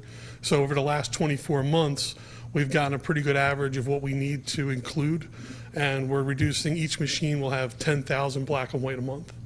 We use on average about 6,500. And depending on, the code side uses more color than finance. But Parks and Rec has also been doing some printing down there as well. So we'll be spreading that out. So reducing to 10,000 a month per machine is definitely within our scope. Okay. All right. Comments or questions for Mr. Markey? So we're going to replace 2 units. We're going to get 3 units back at only $100 a month increase, or That's less correct. than $100 a month Yeah. increase. All right, thank you. Okay, Mr. Snipes? My only comment is I think it's a great movement to move to go more and more paperless. And obviously, we need the machines to do it. So Great. Mr. Dents? And this wasn't exactly clear to contract. It's 10,000 copies per machine? Per machine, per month included. And that's, right. that's black and white. Because it looked like 10,000 total. That's good. Yeah, not 10,000. All right, that's all I had. Thank you. Mr. Rocco? No, thank you for doing the work, and looks good. Great. Okay. Yeah, and I know with, for example, the school where I work, and I'm assuming it might be the same where Mr. Galloway works, typically, you lease copiers for a certain period of time. You get service on those, where you're supposed to anyway. Get service on them when you need it. And then at the end of that lease period, whether it's 3 years, 4 years, 5 years, then you could sort of get an upgrade of the copier, because by that point it's sort of used its life. Yeah, it's extended its life. This does include, because it is a longer lease, it does include an obsolescence after 12 months. If there's a model of a copier that we want, or an upgraded feature that we want, we can include it at no extra charge. They'll come in and swap the gear. Okay. That's good. Yeah, and the copiers today, and you made reference to this a little bit, but the copiers today isn't just not the old-fashioned copiers, just sort of make a copy. I mean, these are scanners now, these are fax machines, these are networked, so that instead of having a little printer next to your computer where everybody's printing out something separately, every computer is linked right to those copiers, and they're much more efficient that way. Absolutely. It also allows us to take non-computer generated materials and bind them with memos and create one PDF, which is very, very effective for a lot of things. Okay. All right, good. I'm sorry, I have one other question. Yeah. You said they're buying out the lease. How much time is left on that lease? 10 months. Okay. Good. All right, any more comments or questions? No? Any public comment needed? See no hands. All right then, so we are looking to approve the lease with Kyocera Copiers following the, we're taking a look at the memo from Mr. Markey dated 3/13/12. Assuming that's pretty much all we have to do. Is that correct, Mr. Clark? It's a little bit. Yes. Okay. All right. Is there a motion to that effect? I'll make a motion to approve the contract at the cost of $740.71 a month. I'll second it. Okay. Motion made and seconded. Mrs. Pullen? Mr. Galloway? Yes. Mr. Snipes? Aye. Mr. Harvey? Yes. Mr. Dents? Yes. Mr. Rocco? Yes. I heard a pirate. Thank you. Following the lead of my Nice work. colleague. All right. Thank you very much. Thought about it. Okay. Next item on our list is consider bids for chlorine and muriatic acid at the Pinewood Pool. Mr. Gray? Yes, on March 15, 2012, Township representatives opened sealed bids for chlorine and muriatic acid for the upcoming season at the Pinewood Pool. Based on the bidding instructions and the bid specifications, several deficiencies were noted. Bid security amounts were an issue. Also, references were not furnished and manufacturer specifications were not complete. These were stated in the bid instructions as being mandatory requirements to be submitted with the bids. Based on this information, it is recommended the Board of Supervisors reject the bids and reauthorize advertisement for the bidding of chlorine and muriatic acid for the Pinewood Pool for 2012. Okay. All right, so the bidding process is something that's very specific, and we as a township aren't really permitted to sort of take a lot of latitude with bidding if you have somebody who submits a bid that isn't completely accurate or correct based on our bid specifications, then we have to reject that. And obviously, if we didn't, then somebody could argue that, you know, they didn't get that particular contract because somebody else, you know, came in lower, but they didn't, you know, their bid wasn't correct, and it gets into a legal issue. And so the safer thing to do at this point is to reject both bids and just go out to bid, and then obviously companies can rebid on this on these items. It is obviously middle of March or so, but past middle of March, and so we have some time before the Pinewood Pool opens. Roughly how much time would it take to sort of go out to bid again and get this in? When could we see this, or when could we expect to see these bids again? Well, what we do is button up some of our specs on our sheets, advertise in the newspaper. Hopefully, we could do it in the second meeting in April. Okay. And then I think that the Public Works Department would like to start getting the pool ready at the beginning of May. Okay. All right. So we still have some time. Comments or questions from board members regarding regarding this issue and Mr. Gray's recommendation to reject the bids? Mr. Galloway? No comment. Mr. Dents? Or No, Mr. none. So skip Mr. Snipes. Mr. Snipes. Both of these bonds, the bond amounts that came in with the bid, are they both only at 10%, or is just the one at 10%? Bid bond was 10%. It was a requirement to be 20%. And the other firm gave a dollar amount, a check. And did that reflect 20%? No, it was, the check was eligible for 10%, but it was less than the dollar amount we were looking for. Is there anything in the way that we put out the specs that was confusing or could be made clearer, or? No. Have we used either one of these before? I can't Yes, remember. we have used Baradelli for many years. It's funny that they have, and they've bid correctly before. We didn't have problems with them last year when we sent it out. Okay, thank you. Okay. Mr. Rocco? I have no questions or comments. Thank you. Okay. Yeah, I don't have any either. All right. Any public comment needed? See no hands. All right, then, is there a motion to reject the bids as presented? So moved. A motion by Mr. Dents. I'll give you that one. Is there a second? Second. All right. Motion made and seconded. All in favor? Aye. Opposed? Okay. All right, next item on our agenda is let's consider the bid for buses. for the recreation program. Mr. Gray? Yes, Bill Reese from the Park and Recreation Department has provided 2 quotes for the summer camp buses for the upcoming 2012 summer camp season. Park and Rec attempted to secure a 3rd quote. Unfortunately, they could not locate another company within a reasonable distance of the township that was able to provide us with a timely quote for our needs. Of the 2 quotes we did receive, the first was First Student Bus Company. They were quoted at a flat rate of $185 for the first 3 hours, plus $55 per every hour for every hour over 3 hours. And the second one was Eastern Pennsylvania Transportation of America. They have a flat rate of $100 plus $60 per hour for the length of the trip. The board is asked to consider a First Student Bus Company for this service. In addition, tonight, Bill Reese from the Park and Rec Department is here for any questions you may have. Okay. It's pretty straightforward overall. Any comments or questions for Mr. Reese while he's here? No. The only question I had was, the recommendation is to go with the company's First Student is what we've used before. Is that correct? Mr. Reese is here. Yes, we've been using this company probably for the last 3 or 4 years. They took over, they kind of bought out Romano's. We used to use Romano's bus company prior to that. So. Okay, thank you. If I could just make one statement about this bus company.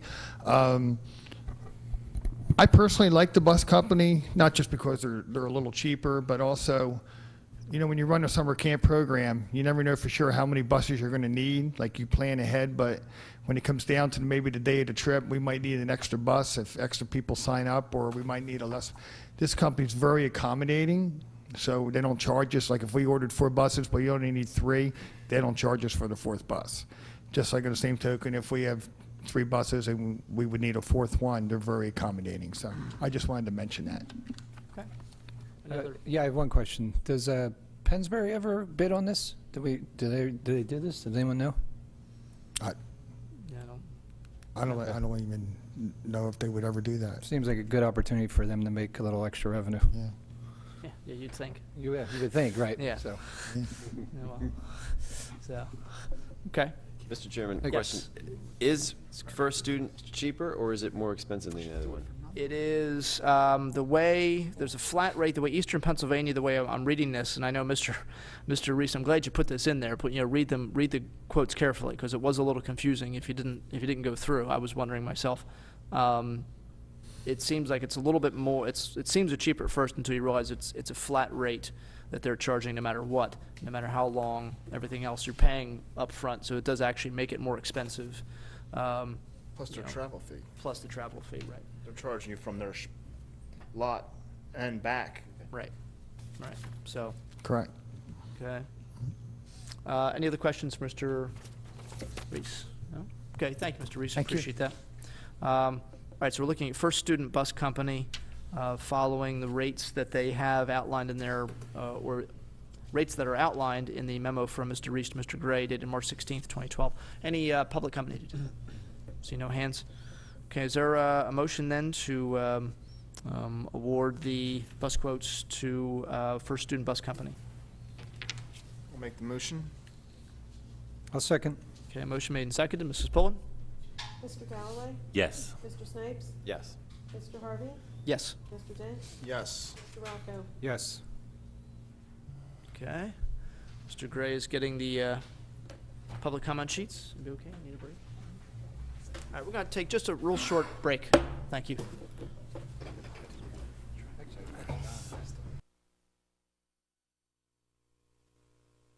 First day of spring. You all look ready for the Phillies? Mr. Dents, Mr. Rocco. It was 3-2, but you looked out for our money, and that's what we want. So, I'm not getting against you. That's the way you feel, that's the way you feel. But people watch this program, and they're going to take into consideration who's spending their money wisely. Now, if this project that you're voting on goes and becomes something great, more power to you. But the way I see it, it's going to cost us money like the other projects.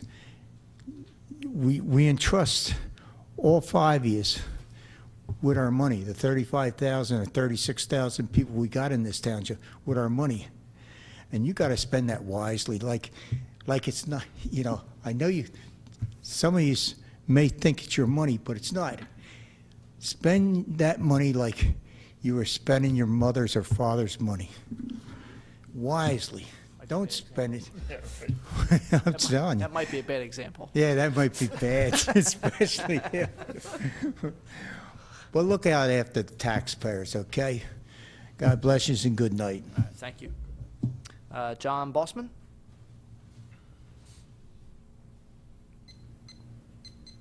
Good evening, John Bossman, Falls Township resident.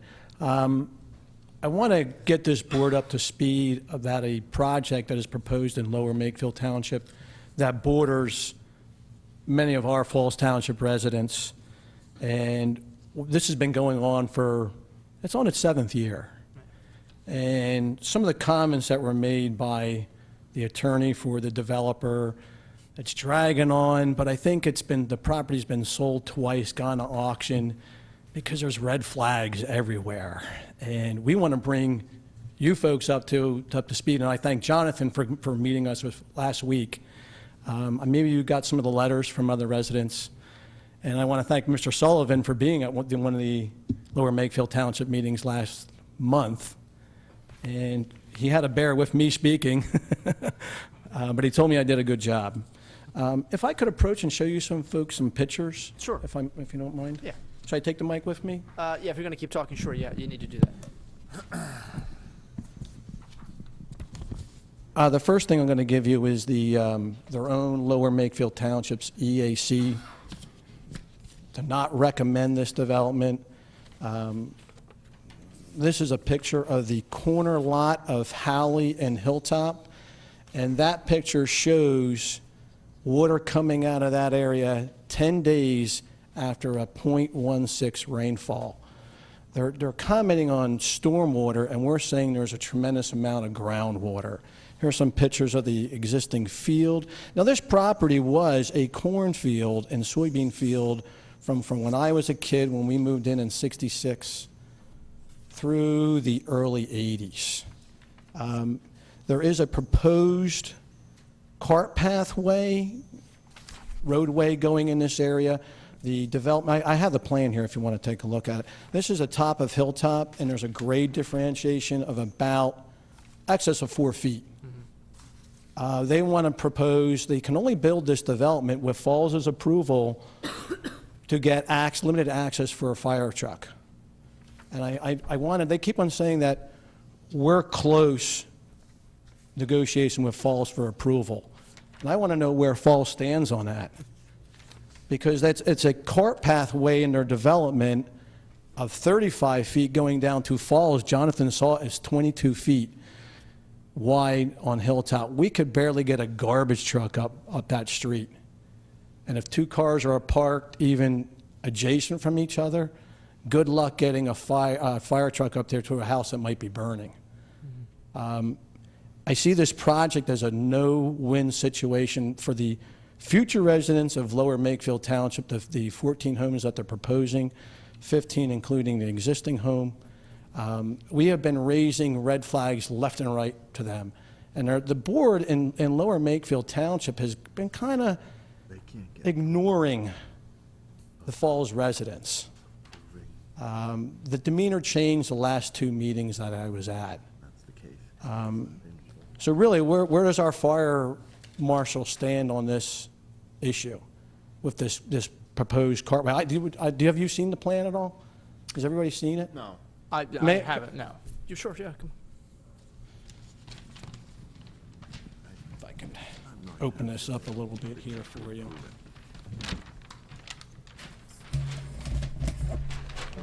That's a bad one. You're looking at the top of the plan, and you can see that cul-de-sac. The reason why they're asking for a limited access area, they have a cul-de-sac that is in excess of 1,600 feet, which exceeds their ordinances. I believe they're only allowed 440 feet. And to get those 14 homes in, they need limited access to falls. If you look at their own soil morphology on that table, this area is saturated soil, extremely saturated soil.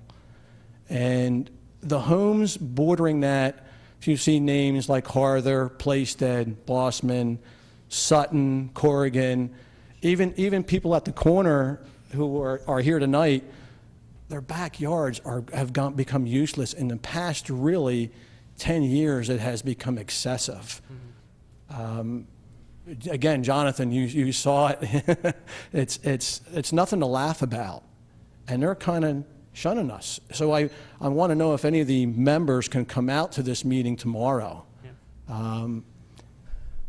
I don't want to say I'm opposed to development, but this is not sound development. My personal opinion is that this land is changing. It's reclaiming land that was lost in Lower Makefield Township further up from excess development, and it wants to be a wetland. But we do need some sort of remediation work to help us out. Yeah, we thank you for coming out, first off. I actually had a conversation about 4 hours ago with Pete Stainthorpe, who is the chairman of the Lower Makefield Board of Supervisors. And I talked to him a couple weeks ago about this plan, and I talked to him, like I said, just a few hours ago to let him know that I was going to be at his meeting tomorrow night. You know, he understood the concerns, and he was very aware of the issues with the groundwater and as well as the emergency access through Hilltop. And I know that there were some residents who spoke, and I had some conversations with two people who live on Hilltop. In fact, I called them earlier this evening. Barb Tantella probably was. She, you know, yes. Some of these folks have spent thousands. Barb just had a lot of work done on her house, and I did a lot of drainage work for folks, and it was maybe 8, 9 years ago, and now it can't handle it because of more development further up. Yeah, yeah. So it is something that, like I said, I'm going to be going to the meeting tomorrow. You night. Folks can keep those pictures. I got lots of those. If you want to hang on to them, that's fine. But it is definitely something that you know, we are very concerned about. And I know Mr. Sullivan has looked at the plans and looked at a lot of the details, and I know the developer, the actual developer, not Lower Makefield Township, the developer was hoping that he would write a glowing letter about, you know, how wonderful this plan is, and he's not going to do that. Because he's found, and I think part of the problem, he's found that the level of bedrock that's there is actually closer to the surface. It's higher. And that's probably where you're getting, you know, because obviously the groundwater is going to go through the soil, or the rainwater is going to go through the soil. The rainwater is not going to go through bedrock. It's going to hit bedrock, and it's just going to run in whatever direction it's going to go, and that's causing the issues. It's very you have high here. on the which would be the Sites' property, because that property does not have a basement due to the high bedrock. Yeah. But the whole field in the center area, which we're calling their wetland area, is sunk approximately 5 to 7 feet over the past several years. Yeah, so I went out to the site a couple weeks ago, and I parked on Hilltop and walked.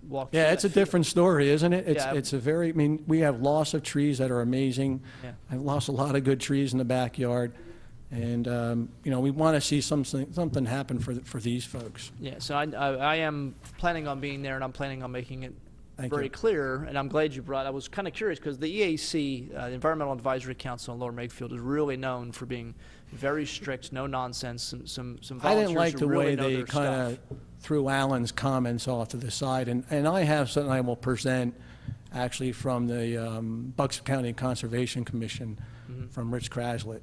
Okay. That is very interesting. Can we hold on to the EAC? Do you need those back, the Absolutely, minutes? you can keep that. Okay. You All can right, because keep I'd that. like to have that before I go and speak. I just have one other comment, and it's not related to this. That property I own partially with my folks.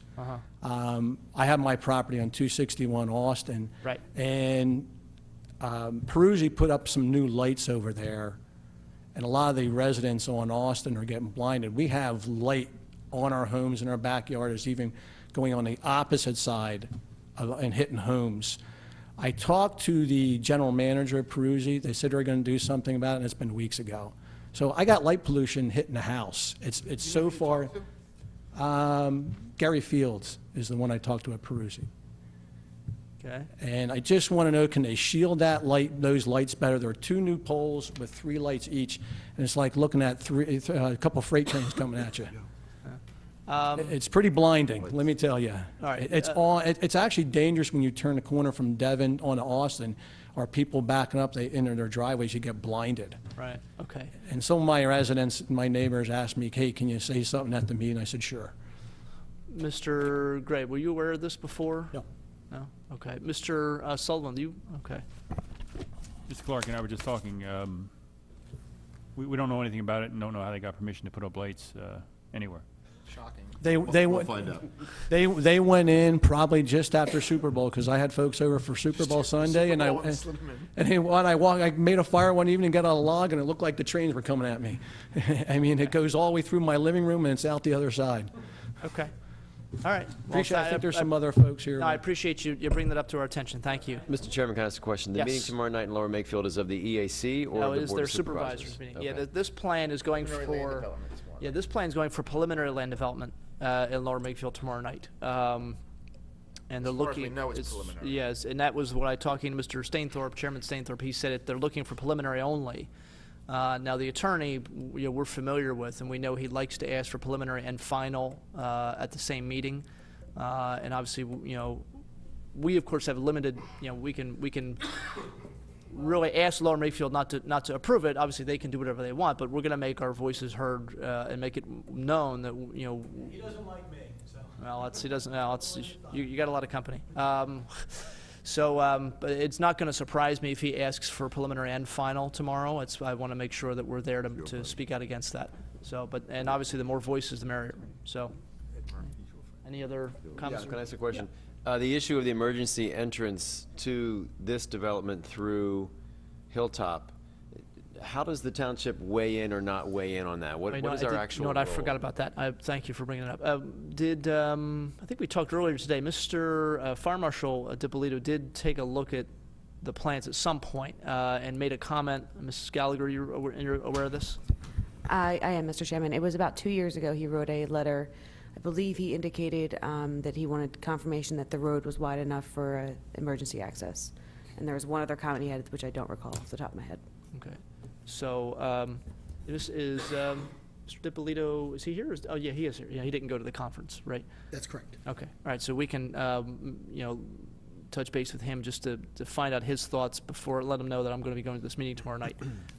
Do we know if he got a response to his letter asking for? A couple of years ago. It was 2 years ago. He did not get a response. I believe he was recently contacted for an additional letter, which he has not provided at this point. Yeah, so they were looking, the developer, again, looking for a letter, basically blessing this project, and Mr. DiPolito did not do that. That's my understanding. Okay. All right. I'm confused why they would ask for another letter if he asked them for information. They are which trying didn't give. to line up all their ducks. Right. They're trying to line up all their ducks so that they can just get it through. And do we know offhand whether it's 25 feet, 22 feet, or It's 22, is that what he said? I mean, I know the street is It's about less 22. than- I paced it myself, but I don't know is there a requirement? Maybe Mr. Sullivan knows that a rule of thumb that we use? Rule of thumb for fire truck access is a 20-foot wide emergency access. I know that the proposed emergency access to Freeman's Farm is awkward, and it's not To say the least. Right.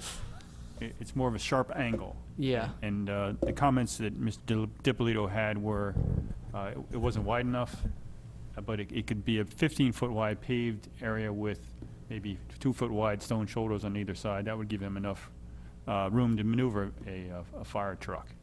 But how are you going to get through if you've got cars parked on both sides of Hilltop Lane? You're not.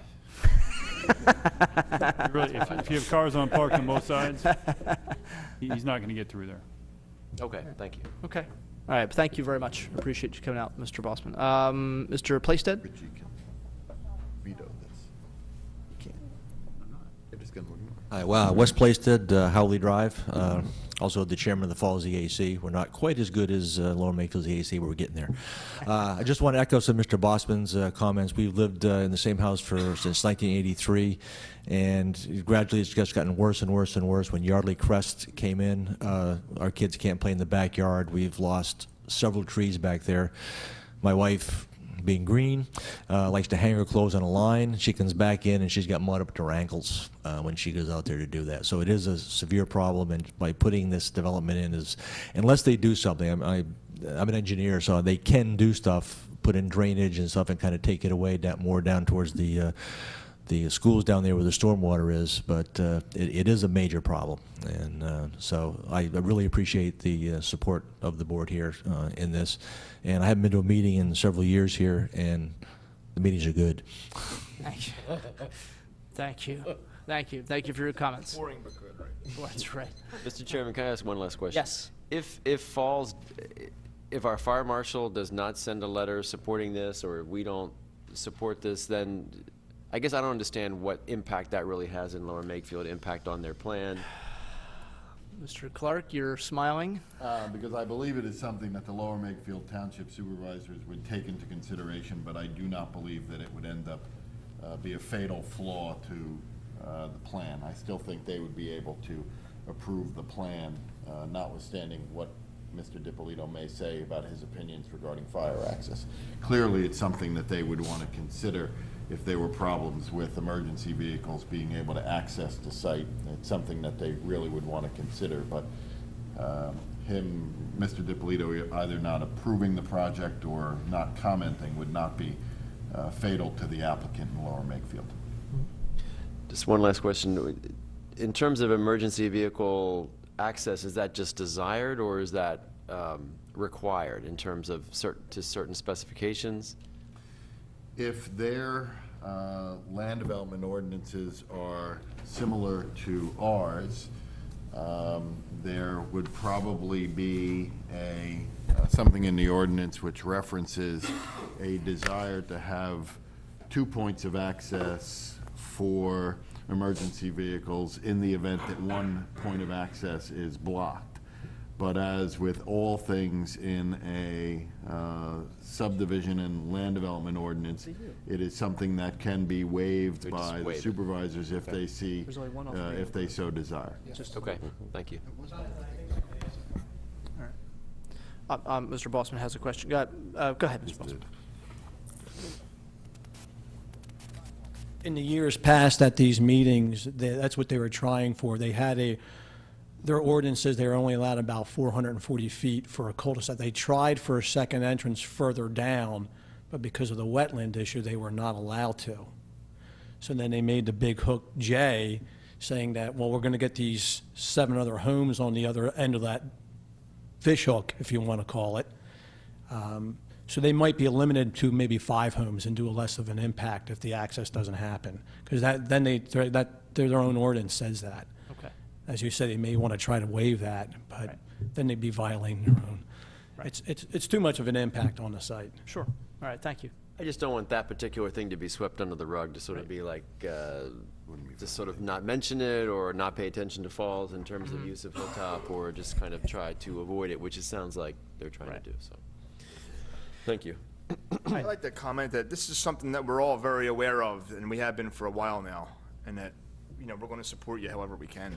I appreciate that. It was just a concern to me that they're saying Falls is close, and I'm going, Falls wasn't telling me that. No. We're close. Yeah. No, you're right. Yeah. All right, Bill Reese.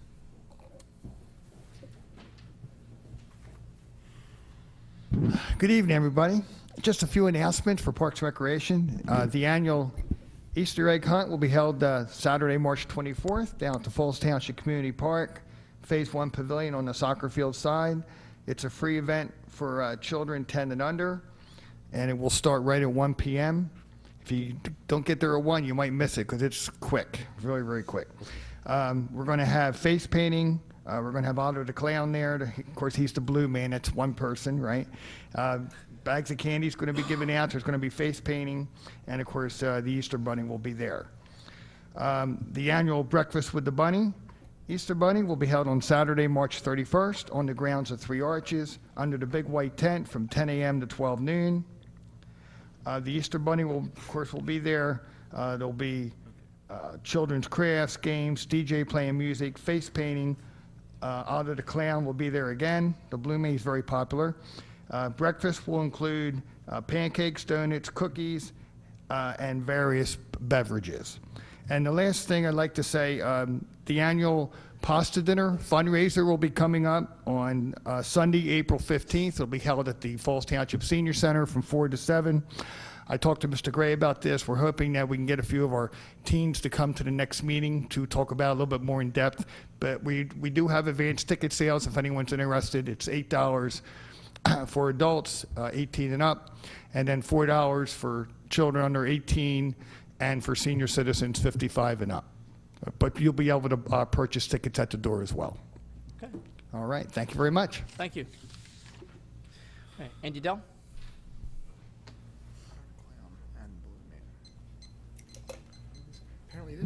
Andrew Dell, Falls Township. Disappointed in that township park. Not happy about your decision. You know, you guys have to realize, I mean, we have a lot of officers retiring this year. We have new officers to hire. We got a building in disrepair. I mean, I don't know what's happening with the building plan. I haven't heard anything recently about it. We got probably over $1 million to spend on this place, at least. And I don't know, in our budget, without the host community fees, with our monthly bill outlay, how much money are we short, or do we always have enough money without the host community fees to pay our ongoing bills? No, the host community fees obviously cover, you know, a huge number of expenses. You know, the road program obviously is usually a couple $100,000 a month. I'm saying if they stop today, if the host community fees stop today, would we be able to cover our monthly bills with the tax base we currently have? No. No. But we also wouldn't be going into repaving and reconstructing every road in the township if the landfill was going to be closing today. So. These are jobs that are still going to have to be done regardless of, I mean, maybe you won't cluster them as close together as possible, but these are still things that we're going to have to continually do through this township. And to throw money towards that, and don't get me wrong, I'm not saying it wouldn't be pretty, it wouldn't be nice, and people wouldn't visit it. That's not the path I'm taking. I'm just saying I don't think you guys should have spent the money. You know, you're going to get reimbursed for $210,000, but that's a drop in the bucket for what you guys are going to have to spend over there. I mean, I remember what that dog park fence cost us last time we put it up. Was it $50,000? You guys have to put a fence you got to put a fence across the whole island. I can't even imagine what that's going to cost. I know Waste Management's going to help us, but I think we could do this without these grants and these master plans. You got Waste Management, who's always been there to help us, more than willing. If you went to them, or if our engineers went to them and say, hey, we want some trails through here, we need to do this, you have to have Bucks County Soil Conservation say, hey, you can do this or you can't do that. But we can do all this on our own without these huge master plans. You can put these pathways in with Waste Management's help. They'd be more than willing to help you guys. And they've never shown any dragging their feet over anything you guys have asked them to do. They've always been there for us. So I don't know why we're going down the path we're going down. The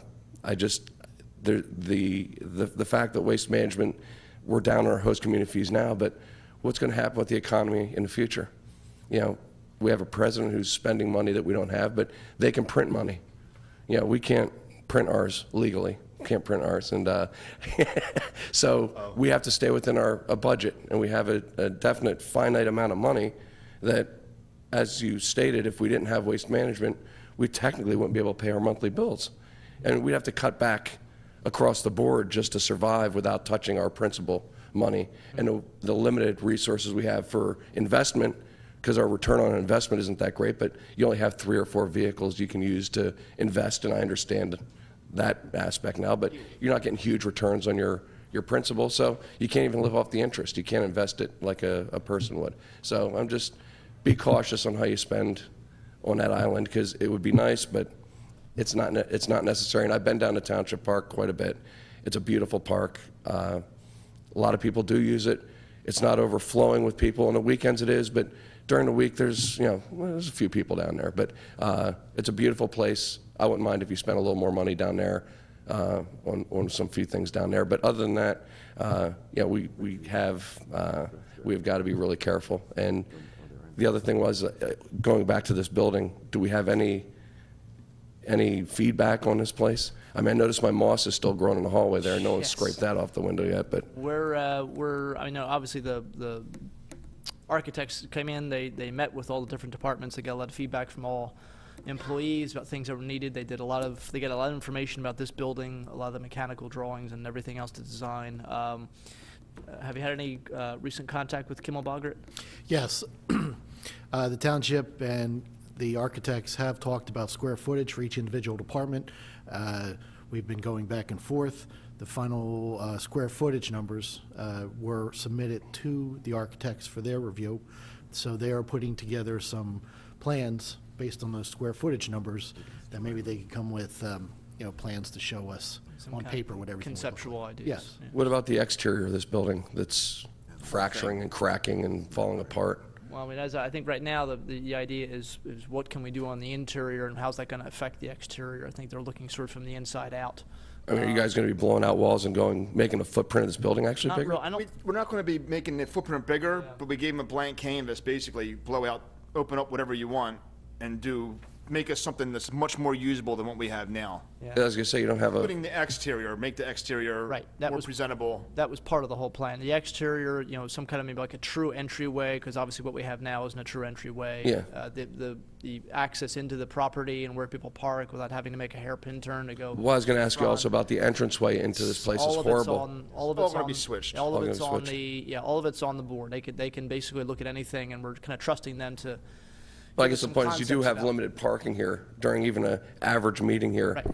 The parking lot's almost full, so I didn't think they're going to go out into the No. parking lot at all. No, we really ask them sort of to hold to the footprint that we have, within reason. Nothing. We're not going to be sort of expanding the building out that way or anything like that. No, but for the most part, they're looking at the current footprint. How can it be rearranged? What timeline are we looking at with this? Soon.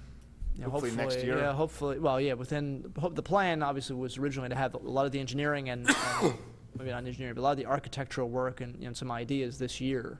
Okay. So that we can then look to see what we can start doing next year. Okay. Okay? Thank you. All right, thank you. Those are all the names on the list. Anyone else wish to speak? Yes, sir. Sure. You can just state your name, please. My name is Jim Chiarello. I'm actually on the house with Jennifer Yang that you have pictures of that John Okay. produced. Not to beat a dead horse or belabor this meeting, I know you've all been very patient, and I appreciate some of the time that you are dedicating and have dedicated, Mr. Snipes and Mr. Sullivan, to visiting my lot, Jennifer, and the Bossmans in the neighborhood. A couple of things I just want to state. One of the things that does concern me is some of the history that I'm reading. Now, excuse me, I'm just jumping in here. We just moved in back in June, so this is all kind of new to us. I'm reading some of the information that John provided us. Having been a contractor before and done subdivisions and also worked in the construction industry for years, I know how some of these things worked, and as I'm reading through some of the materials that are being provided to me by John, I'm getting a lot of red flags. I mean, one of them is news just a minute ago, which is the letter from the fire marshal. They didn't respond, and then a year and a half later or so, they're sending another letter looking for the answer they want. That's a red flag to me. It means that they're basically not paying attention to the questions that are being asked. One of the things that does concern me that I think, and I don't know for sure, but I guess I'll ask the board here, is how much influence does Falls Township have over the Lower Makefield building? I heard you had mentioned, there's not much once they make a decision. My fear really is this, that they do address the access route, because having been a contractor and done subdivision, two large subdivisions, they will find a way to make that work, I have a feeling, by either widening the road a bit or doing something to get by. If that was an isolated issue, I would be okay with that. But just to give you a little very quick story, when we first moved in, there were two storms that hit. One was the hurricane, I think it was in August or sometime, right?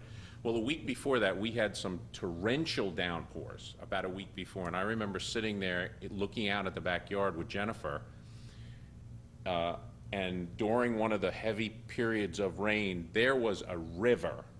I mean, a rushing, raging river between my neighbor's house and our house. And since we have a part of a slab, part of our houses, I really was fearful that we were going to get flooded out. We were talking and going, what did we get ourselves into? Because that's how much water it was. Now, fortunately, it didn't, and this is the point of what I'm trying to say.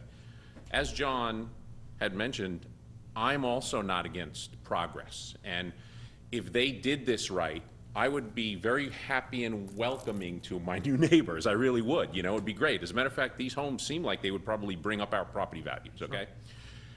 But I see this whole water situation as almost a tenuous balance right now. So if they did it right, like I've talked to Jennifer about this, if they did it right, it could alleviate us of this problem, you know what I mean? So I would be like, well, if they do it right, great. Maybe this will solve and we can use our backyard, you know, again, or whatever, you know, like, yeah, I'm not living living there as long as my neighbors, but my fear, especially with some of the research that I'm reading through now, is this is a tenuous situation. I mean, we're like on a balance beam.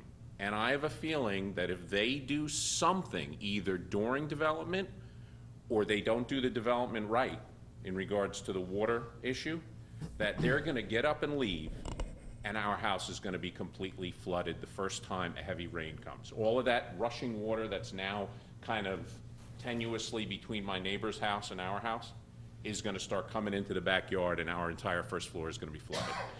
And I guess my question to you is I know you, as you had mentioned, they can do what they want, but at that point, what do we do? You know what I mean? Yeah, So, it's so a great, that's my it's- concern. yeah, That's our concern. It's a great question. I mean, obviously, and you know, I've said it before, and you kind of Thank pointing you out. very much. Sure, that's fine. No, thank you for the comments. We have had a good relationship in the past with Lower Makefield. Not that it's gotten worse, or, you know, but the last time there was an issue regarding some traffic problems in the Burgess Manor section of Falls, which kind of is right, sort of wedged between a couple areas of Lower Makefield. And they were going to be doing some signage to reroute traffic in different ways, because there was one road that was getting a lot of traffic, and that was going to adversely affect that neighborhood in Falls Township. And I know I went, and I think our police chief as well, and our manager went to one of their meetings and really spoke out, you know, with a lot of residents, just like, you know, hopefully we'll see tomorrow night as well.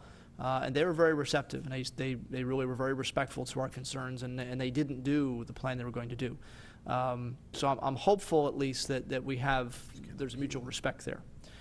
That being said, as you know, as a contractor, and the attorneys and engineers know as well, the owner of the property has a right to that property. Just like you have the right, if you wanted to paint your house, you know, green with purple shutters, you could paint your house green with purple shutters if you wanted to. It's your house. You can do what you want with it. It's their property. So as long as they are meeting some of the, hopefully meeting all of the guidelines Lower Makefield sets out, in some cases, Lower Makefield's hands are tied if they're meeting the requirements. Now, what we have to do is make sure they're meeting the requirements. In terms of what happens afterwards, you know, hopefully we can convince Lower Makefield to really hold their feet to the fire and really make sure that they do exactly what they're doing, every I dotted, every T crossed, over engineering and over designing whatever stormwater management plan they have right now.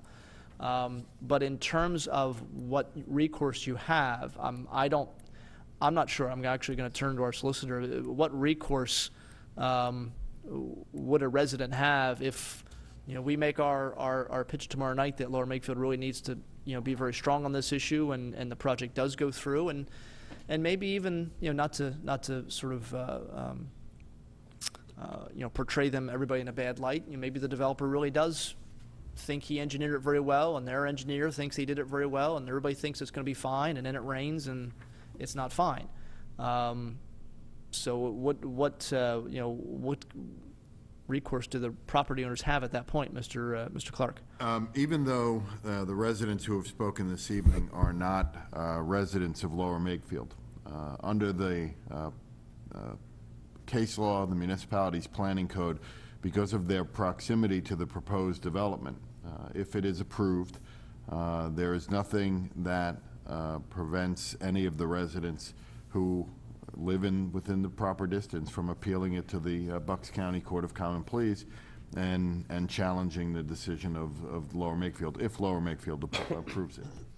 Now, what if the property's built? Everything's built, and it's 2 years from now, and all the houses are built, and people have moved in, and the flooding is worse. Their recourse at that time becomes a little bit more limited. As you know, we've discussed this previously, you cannot channel water into another lower-lying property. But as you also are aware, any development and the increase of impervious surface will often result in additional water runoff into other areas. That is something that should be addressed during the land development process, and the proper time to challenge that or appeal that would be before, during, and after the land development process. Okay. All right, so that's your answer, and it's not a great answer, but, you know, we're not going to lie to you. You know? So, yes, ma'am.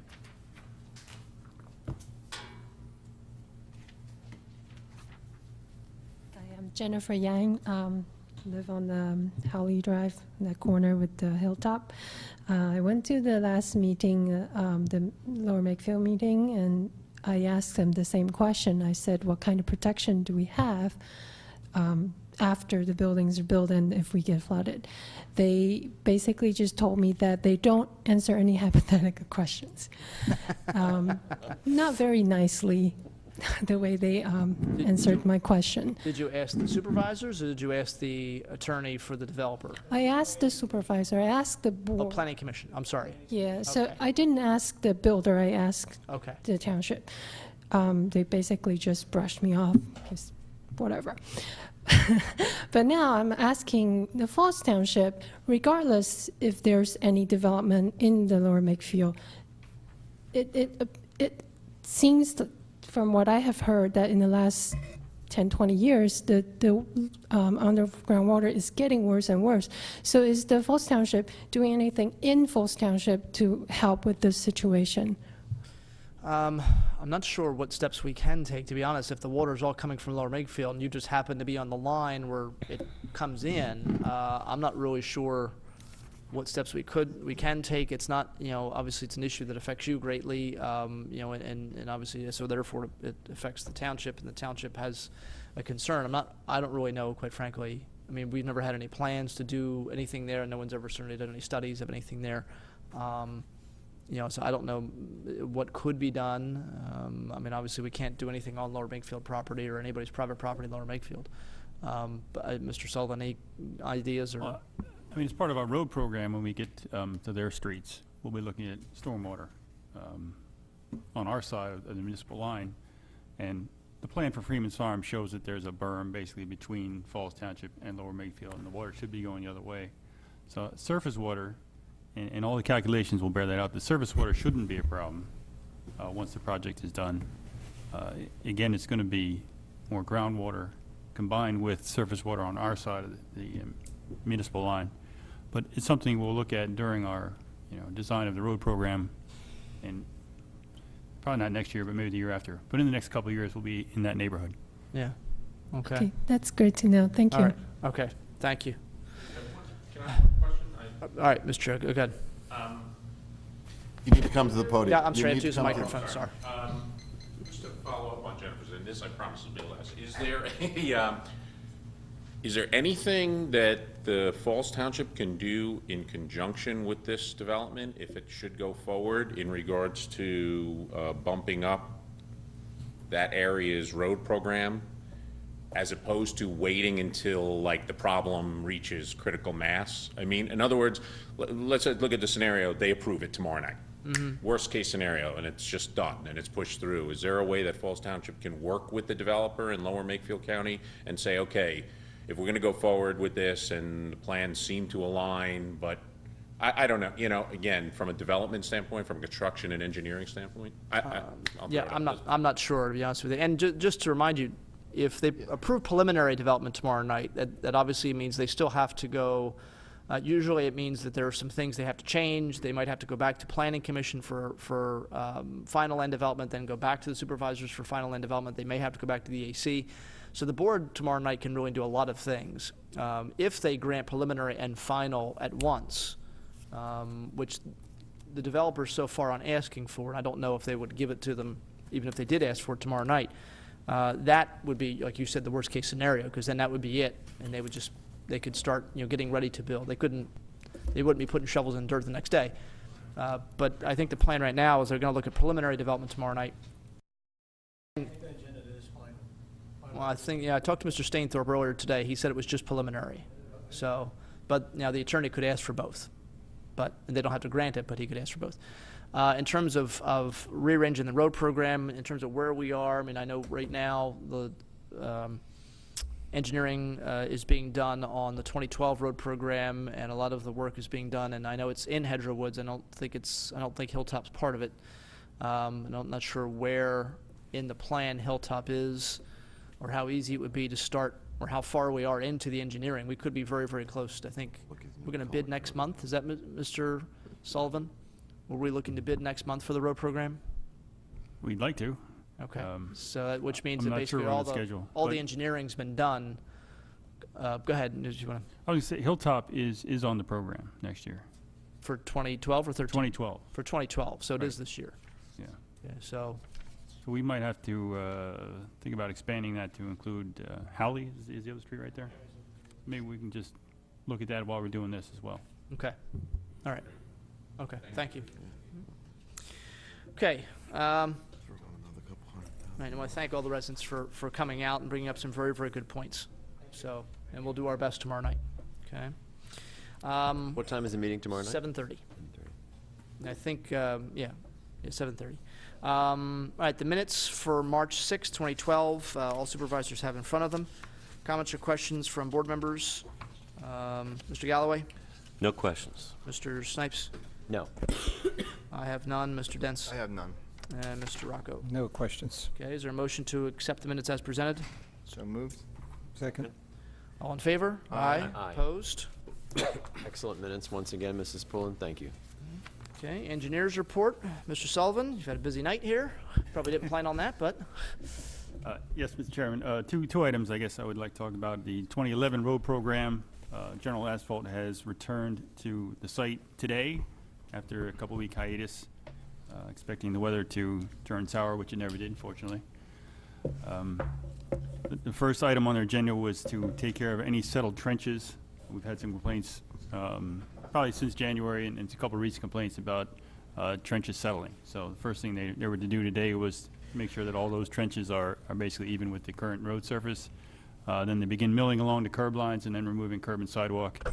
The two streets that seem to be first on their list are Winding Way and Vernon Road. The Quaker Penn Park Babe Ruth baseball field is moving along quite well.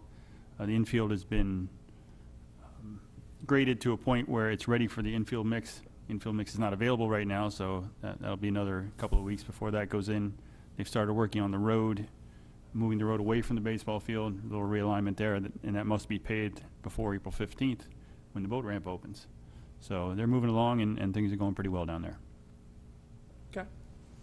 All right, any comments or questions from Mr. Sullivan regarding any of the projects in the township? Mr. Galloway?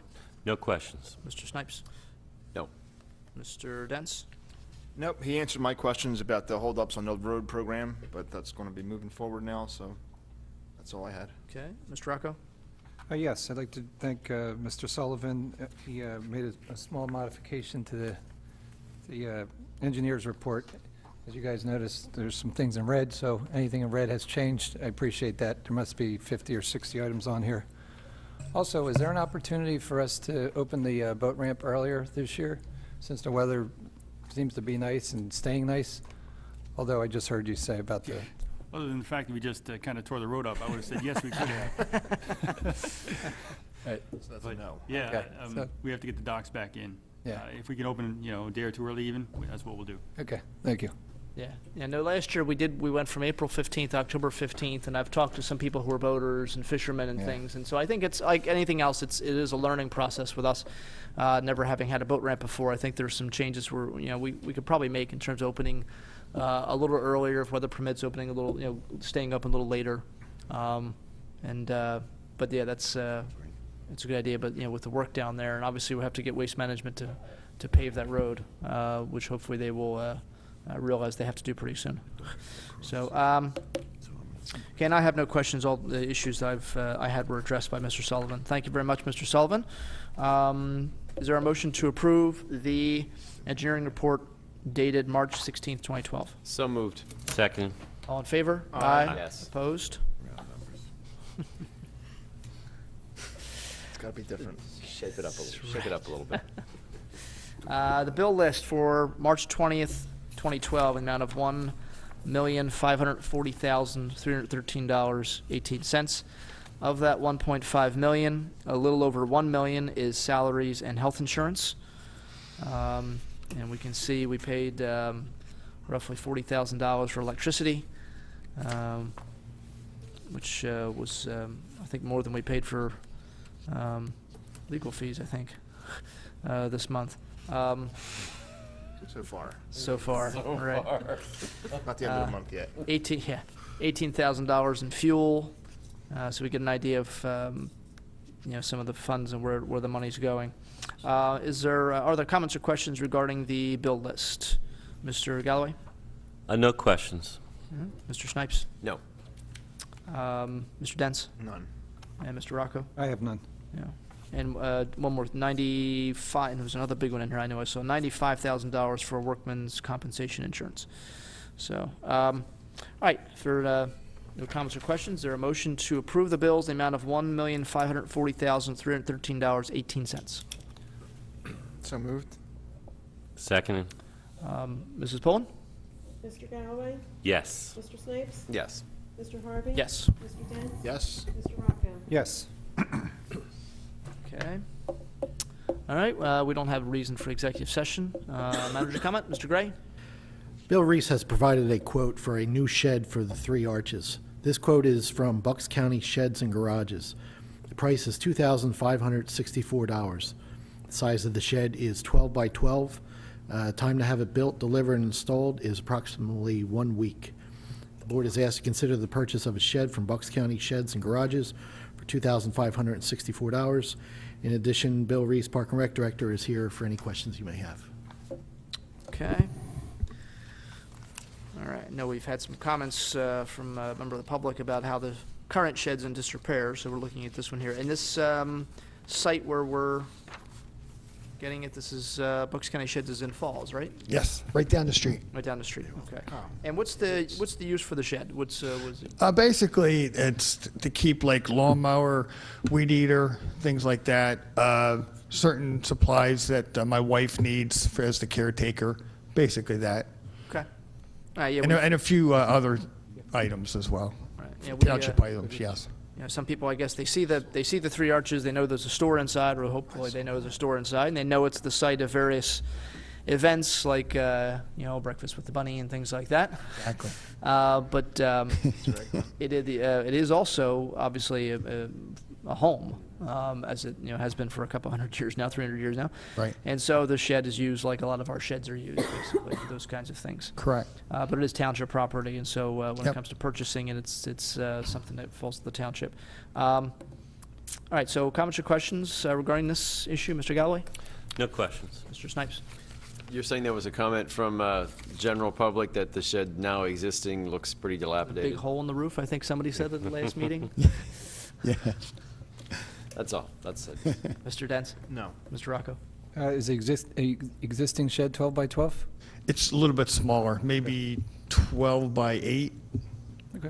Something like that, 12 by 10, something like that. It's a little smaller. It's virtually, I think what would be difference will be a little bit more depth to it this time. I mean, deep, I'm sorry, not depth, not height. Things are never big enough. Yeah. they fill up. It'll be before better you- than what it'll we be have. filled Yeah, before you know it. It'll so. definitely be better That's all I than had. the one we Thank have. you. Yeah, thank you. Okay.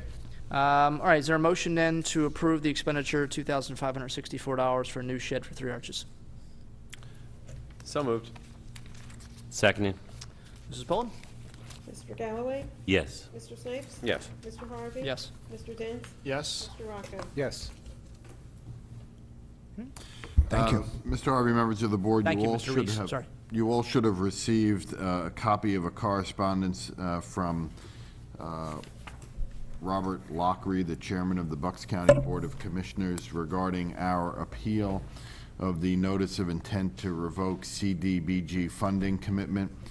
This stems from a decision made by the Community and Business Development Department of the County of Bucks to revoke our funding commitment. This was communicated back to Mr. Gray in a correspondence on December 7th of 2011. On January 6th, 2012, the township filed an appeal of the decision by the county to revoke our CDBG funding commitment, and that appeal has been granted. I believe you've all received copies of the correspondence. There are 4 conditions that are laid out in the correspondence, and if the board is willing to accept those conditions, we will need a motion to accept it and authorize Mr. Harvey to execute the letter. Okay. Yeah, as we know, this has been an ongoing saga, going for the grant, which was funded through the, which was handled through the county. Documents that were provided to them in June, the people at the county didn't bother to look at till roughly November or December. And so now, they're I guess mad at us that we expected them to do their job. And so, in order for us to hold on to the money, we have to sort of jump through the hoops that they still that they would like us to jump through. It would have been nice to have been doing this in August or September, but unfortunately, we have to do it now. Comments or questions regarding the agreement? Essentially, what we're doing is agreeing to abide by the rules that they have laid out so that we can maintain the funding. Is that correct? Correct. Okay. Comments or But you're questions? executing for someone, you said? Executing, well, maybe, that's, yeah. I heard the term execute there. Yeah. Comments or questions from board members? Mr. Galloway? It seems pretty straightforward. No comment. Mr. Snipes? I'm a little confused why they're laying these things out. I mean, wouldn't these be things that we would have complied with anyway? Yeah. Starting at the beginning? Yeah, if the timetable would have been held by them, yes.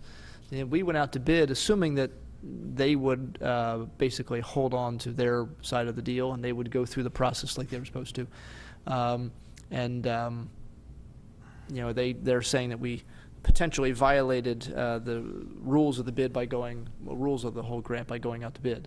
Even though we haven't put a shovel in dirt yet, we haven't actually done any work. So they are asking us to make sure that we're going to sort of abide by the rules from now on in order to keep this grant money. So, and we have no problem sort of, again, doing this. Obviously, it was work we'd hoped to do earlier than now, but we're getting to it now. And they do say this is an important project we are committed to helping you complete. So, they're on board with us. Finally. Finally. Mr. Dents? It's just beyond ridiculous how long this has drug on and all this stuff that we've had to do over and over and over. It's just good to be hopefully getting it over with soon. Mr. Rocco? I have no questions. Okay. All right, then, is there a motion to, what's You were approving the agreement and authorizing you to execute it. okay, approving the agreement, That term again. authorizing the execution of the agreement. Is there a motion to that effect? I'll make that motion. I'll second it. Motion made and seconded, all in favor? Aye. Opposed? Okay. That's all I have, thank you. All right, thank you. We'll go with board comment now. Mr. Rocco? Okay, just want to congratulate Brian on a great St. Patrick's party, St. Patty's Day party. I'm sorry, parade. It was a party, too. It was a party, too, yeah. It looked like it was well-attended. So, congratulations. Thank you.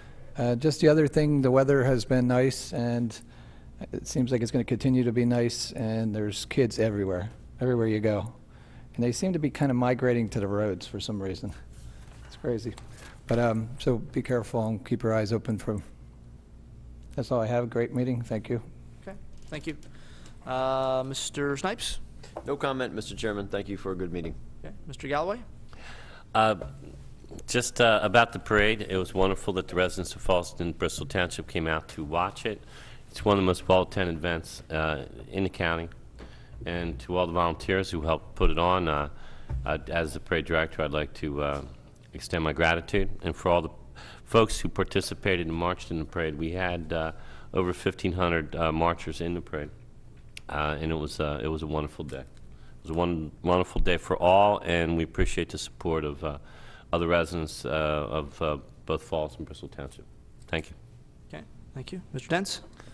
I want to remind everyone again about our second annual Queue for the Troops coming up the weekend of May 19th and 20th in Township Park.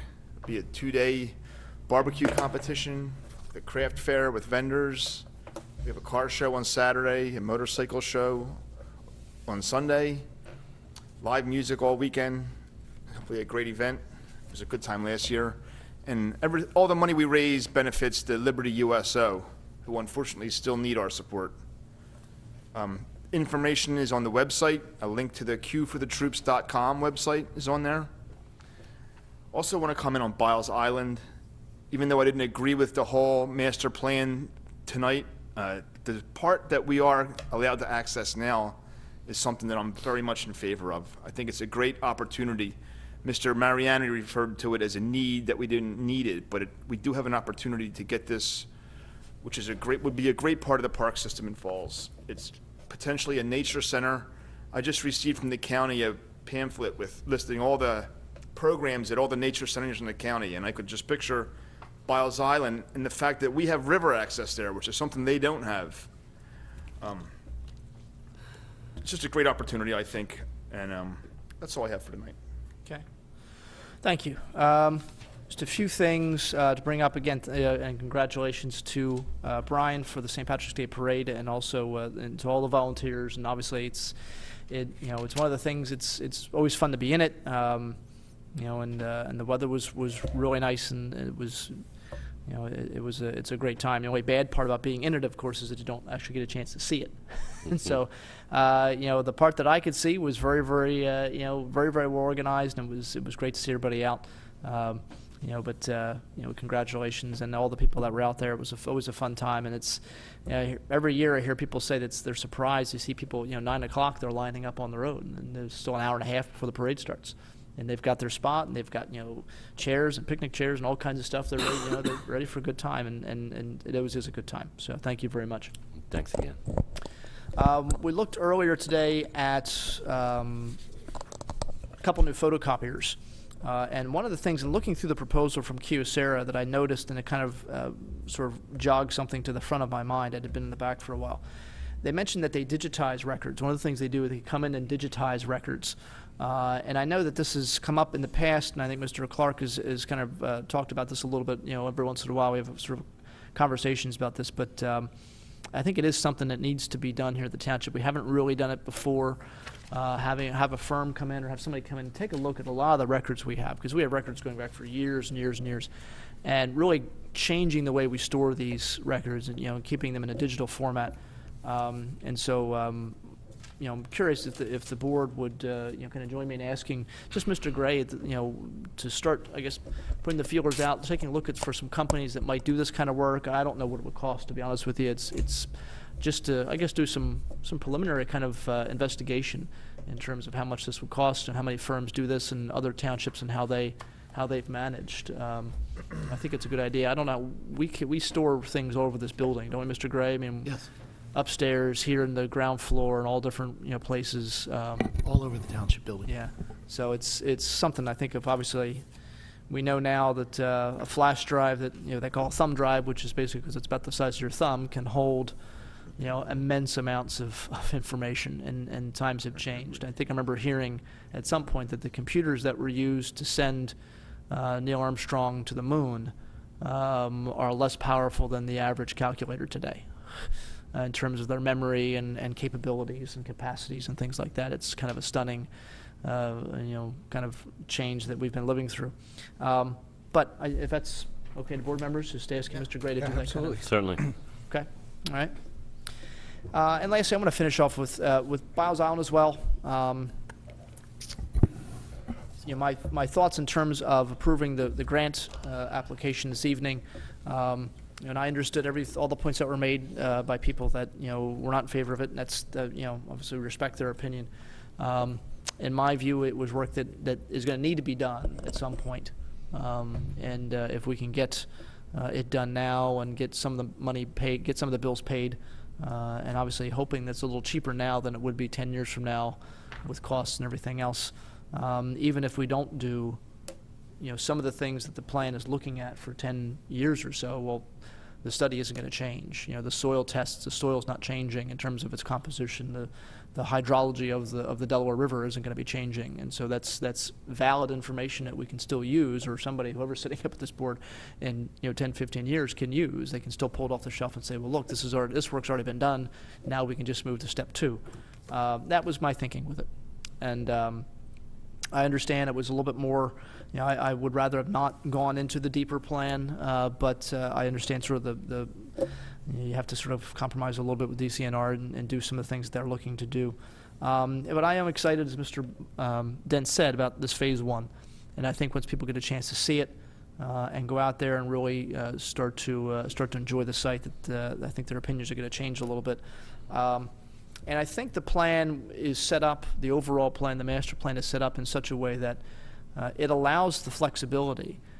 This is not sort of a runaway train that's heading down the tracks that, we have to start building phase 2, we have to start building phase 3. If at some point in the future we decide that the funds of the township need to be put elsewhere, then that's what we do, or whoever's sitting up here can do that. They have that freedom. The plan is there. That work is done. It can be referenced at any point. If we go to phase 1 and everybody likes phase 1 and we don't get to do phase 2 or 3 for another 7, 10 years, that's fine. We get to enjoy phase 1 for, all that time, and maybe in the future that's what we look at. And I do, I respect Mr. Mariani, Mr. Kinney, Mr. Dell, their opinions. I will take issue with the insinuation, and it was repeated tonight over and over again. And I'm speaking for myself, but I think I'm also speaking for the board members. The insinuation that we're not careful with the township's funds.